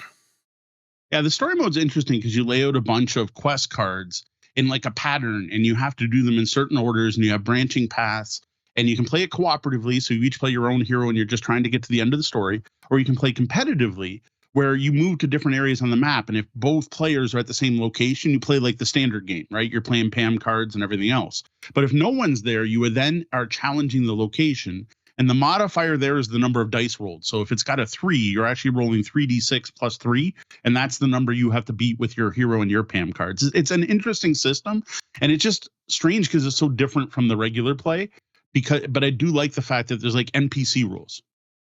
Yeah. Now, the one bad part about story mode, though, is there's only one scenario included in the rulebook. And honestly, the instructions for setting up aren't very clear. The best way for me to learn about that is there's a couple people who've done playthroughs of that scenario, and that's how I was able to learn it. And so far, there don't seem to be any more. Like, there's just the one that's in the rules, and it's like the intro scenario, and there doesn't seem to, like, with I would expect like a campaign mode from this, especially being based on a role-playing game. I felt like the rulebook talked it up so much. Talked up story mode, got me all excited about it. I was really intrigued. And the story mode has some promise. Like, I was genuinely intrigued by it. I think there's some neat things there. I'm hoping to put out more scenarios and some clearer instructions. Yeah, so Cursed Empires, Heroes of Thargos was pretty much a mixed bag. A terrible rulebook. Some questionable component choices. Not having everything you need to play in the box, but a solid, surprisingly easy game to learn. Yeah, like that pretty much sums it up. And honestly, I feel bad for Chris and Brian here because there's a solid 2-player dueling card game here. Like, it doesn't feel like another Magic clone, right? This is not just a Magic heartbreaker. There's some interesting things going on. It actually has a bit of feel of like Battle Line, right? You've got that tug of war going on for the different quests, and there's some really interesting play where you swap up things, where you suddenly move all the modifier cards off and your opponent move them somewhere else, or force someone to pick something up so you can automatically win a quest, and you get a lot of that tug of war back and forth. And to me, that felt very distinct. It didn't feel like any of the trading card games or living card games I played. And trust me, back in the 90s, I tried pretty much every one that was out there. As did I. Yes, I agree. It's got a unique flavor, and when it works, it works. It just doesn't always work. I like the multi-use cards, the PAM system. Like, I actually really like the choices that derive from that. I like the way you kind of always want to hold a quest back in your hand in case you lose, because you're going to need to put one down or you're going to be penalized. I like some of the mechanics. Yeah, it's really interesting. Not all of them. Of the games we played, everything was fun and enjoyable, had the tug of war except for one game. We did have one game where it was just a total blowout, where my heroes were just better than yours, and I just could win every quest every round without having to play a PAM card. And I don't know. I'm thinking it's a fluke, right? I played enough Magic over the years and other living card games where just sometimes you get that perfect draw or you have the perfect combo. That kind of thing does happen in deck construction games. So I don't know if that's a fault of the game, but we did have one bad experience. And I'm glad that wasn't our first go, because I got to say, that was just boring. It was not fun, and not just because I was losing. I was like, no, getting trounced in this game is just not it's not interesting. I don't think I would have wanted to play again. But yeah, I mean, it's card randomness. That plays a factor, and you can't balance all the possible card combinations. That's nigh on impossible. And overall, the game does feel balanced, and I appreciate that they offer suggested decks. Yeah, it's interesting. This game on Board Game Geek is really split in people. There's a bunch of people who played notably with the designer and had a fantastic time. Love this game as a result of their plays at Essen and other cons with the design team. And then there are the people who hate this game because they tried to learn it from the rule book. And it's I mean, you go through the comments and the dichotomy is real. Yeah. To men obvious. This is going to become one of the bellhop rules, I think, at some point, and we keep trying to tell new designers this. You can't ship yourself in the box. The designer doesn't come in the box. You need to do something about that. You need to have a good rule book or find some way to put yourself in the box, which sometimes is a QR code with you on video. Because yes, we can't ship Chris with every copy of the game. Other than that, there were a few things that just didn't quite feel right. I don't know for sure. I was trying to confirm this before we got this review out there, if this was originally intended to be a random distribution trading card game, because it felt like there were just cards that were better than other cards. Like I would look at my hand and go, this is a 3 Pam, so it's a really good Pam. Plus, it's a really good monster that does a ton of, like, makes you deplete your deck by 3 cards, and which actually seems worthwhile instead of completing a quest. And here's another card that's a Pam 1, and all it lets me do is draw a card from my deck.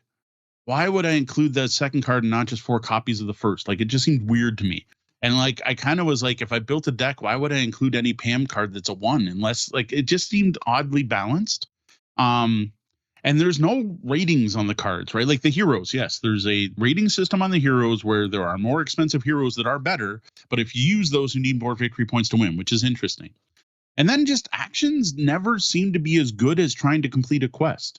Like we didn't have enough stalemates where I was using cards that were like, you know, replenish your deck or put more cards in the bottom or deplete your deck.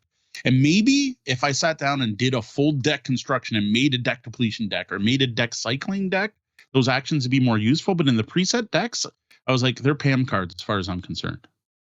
Yeah, there was cards in those preset decks that felt like garbage cards that I would not include in a deck if I was constructing it. It felt like a collectible card game, and that the only possible reason for these cards that are incredibly similar, with one being wildly more powerful than the other, felt like it was a common versus rare situation. That, you know, I scored the rare. This one's better, but it's not a CCG, so it doesn't make sense.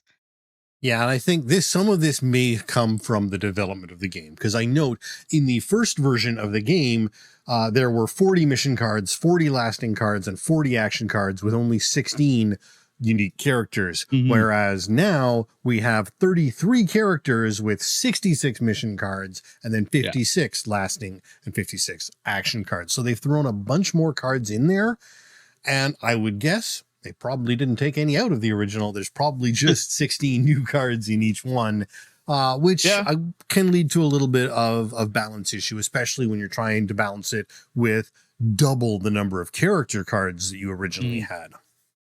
The amount of character cards just blows me away. I'm like, I got to pick 4 out of this. Well, where I think First Empire Heroes of Thargos stands right now, to me, it feels like it needs one more revision. We need whatever, the deluxe, the epitome, the whatever, 3rd, 2nd edition.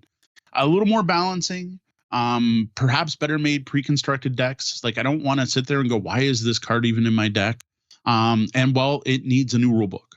Now, I am pleased to say Chris reached out and told me that a new rule book is coming. He wasn't able to give me a date, but it's this year. It's due this year. A streamlined, improved rule book for Heroes of Thargos is coming. So hopefully that'll remove the biggest hurdle to getting into this game. Now, personally, I'd also like to see a new box set. For one, like, give me a larger scorer tracker I can actually use. Make those solo mode cards separate, like something I can actually put out on the table and then a tracker on it to track the infamy. And, you know, if you're going to make a game that the story mode needs dice, give me dice. Yes, I get it. Everyone has dice. But they also recommend you use dice for setting your PAM values and using different colored dice to actually color code which cards apply to which stat. And we use that. We stole dice from 20 Strong to be able to do that during our game. That would have been nice to have been in the box. Plus, sort them. Like, you know how we talked about how you had to find the duplicates and each deck got one? Well, the duplicates weren't together.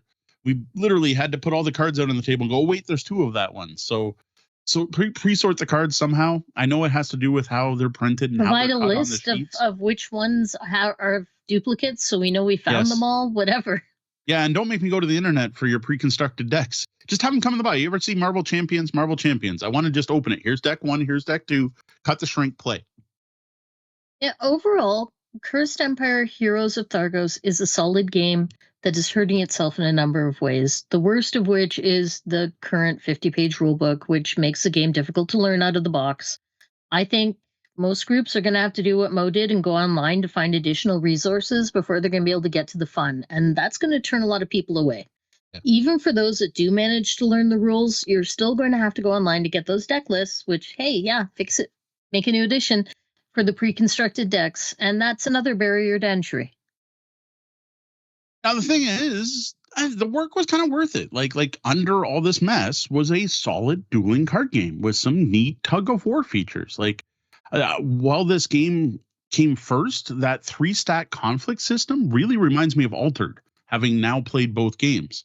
And I like the way every card in your deck can also be played as a modifier. So all your cards are dual use.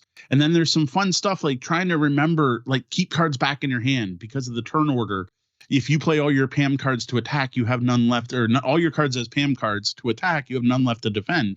And that leads to some actual fun and interesting decisions. But I got to say, after multiple plays, this game just isn't for me, at least not in its current format. But I did have fun. I don't regret the time I spent. I'm glad I took the time to go online and find videos and actually figure out how to play, because there's a solid game here. And I think there are people out there who are going to like it. People who are into living card games and dueling card games a lot more than I am. That's something I did more back in the 90s that we don't do as often nowadays. Yeah, I agree. I did not hate it. There is fun to be had here. I feel like this game is not for me. I'm actually starting to think maybe I just don't dig dueling card games like I used to. So, and just for people who might be interested, if you want to find the pre-built card decks, you need to go to Board Game Geek, go into the forums, and find the link to the Google Drive folder for things. Just go to the Cursed Empire listed website. On their website. It is posted on their website. It's on the Heroes of Thargos page. There's multiple files you can download. Yeah, I've been there. I've been staring at it all day. It's not there. Okay. Well, we'll try and toss a link in the show notes. We'll toss a link in the show notes. Now, if you do enjoy dueling card games, this is one I think's worth trying. You should give it a shot. There's, like I said, there's some neat stuff here. There's some neat decision points. I would recommend try to find someone who's already figured the game out to teach you to play. Even better, go to a con where SBG Editions is, because Chris loves to talk about his game and will happily show you. And as Sean indicated, if Board Game Geek is any indication, getting taught by the master makes this game even better. If you are a Cursed Empire RPG fan, you're going to want to give this game a look. Unlike us, you're going to be familiar with the places, characters, creatures, and items in the game, and that's going to increase the immersion. Going in dry, we found the cards were just cards with numbers on them and some actions that they could do, and we weren't paying much attention to the flavor text, the art, or the background. In the end, I wish SBG Editions luck with Heroes of Thargos. You got some cool things going on here, and I can only see the game getting better with any future iterations. Well, that was the double bell. That means our shift's coming to an end. Even though we've done double duty tonight, we're still going to have to lock those lobby doors. Before we start locking things down, I think we should take a moment to thank a selection of our Tabletop Bellhop Patreon patrons. Ron F. Thanks for your support, Ron. Thank you, Brian Van Beek. William Fisher, thank you. Andrew Dacey. Thanks for sticking with us for so long, Andrew. Danielle and Owen Thomas, thank you for joining us last night, and we'll see you next week. Sean P. Kelly, thanks as always to all the Seans. Well, your first stop to finding us should be at tabletopbellhop.com, but you can find us all over the web as Tabletop Bellhop, one word, and on your podcatcher of choice as the Tabletop Bellhop Gaming Podcast. Now, we are the Dear Abby for gamers. If you've got a game or game night question for us, just email questions@tabletopbellhop.com or head over to the webpage and click on Ask the Bellhop. Thanks so much for joining us today. If you like what you heard, we would love it if you would post a review over on iTunes or Spotify. And while you're there, subscribe to get notified of our upcoming episodes. That's all for us tonight. For the Tabletop Bellhop Gaming Podcast, I'm Sean. I'm Deanna. And I'm Mo. Thank you. And game on.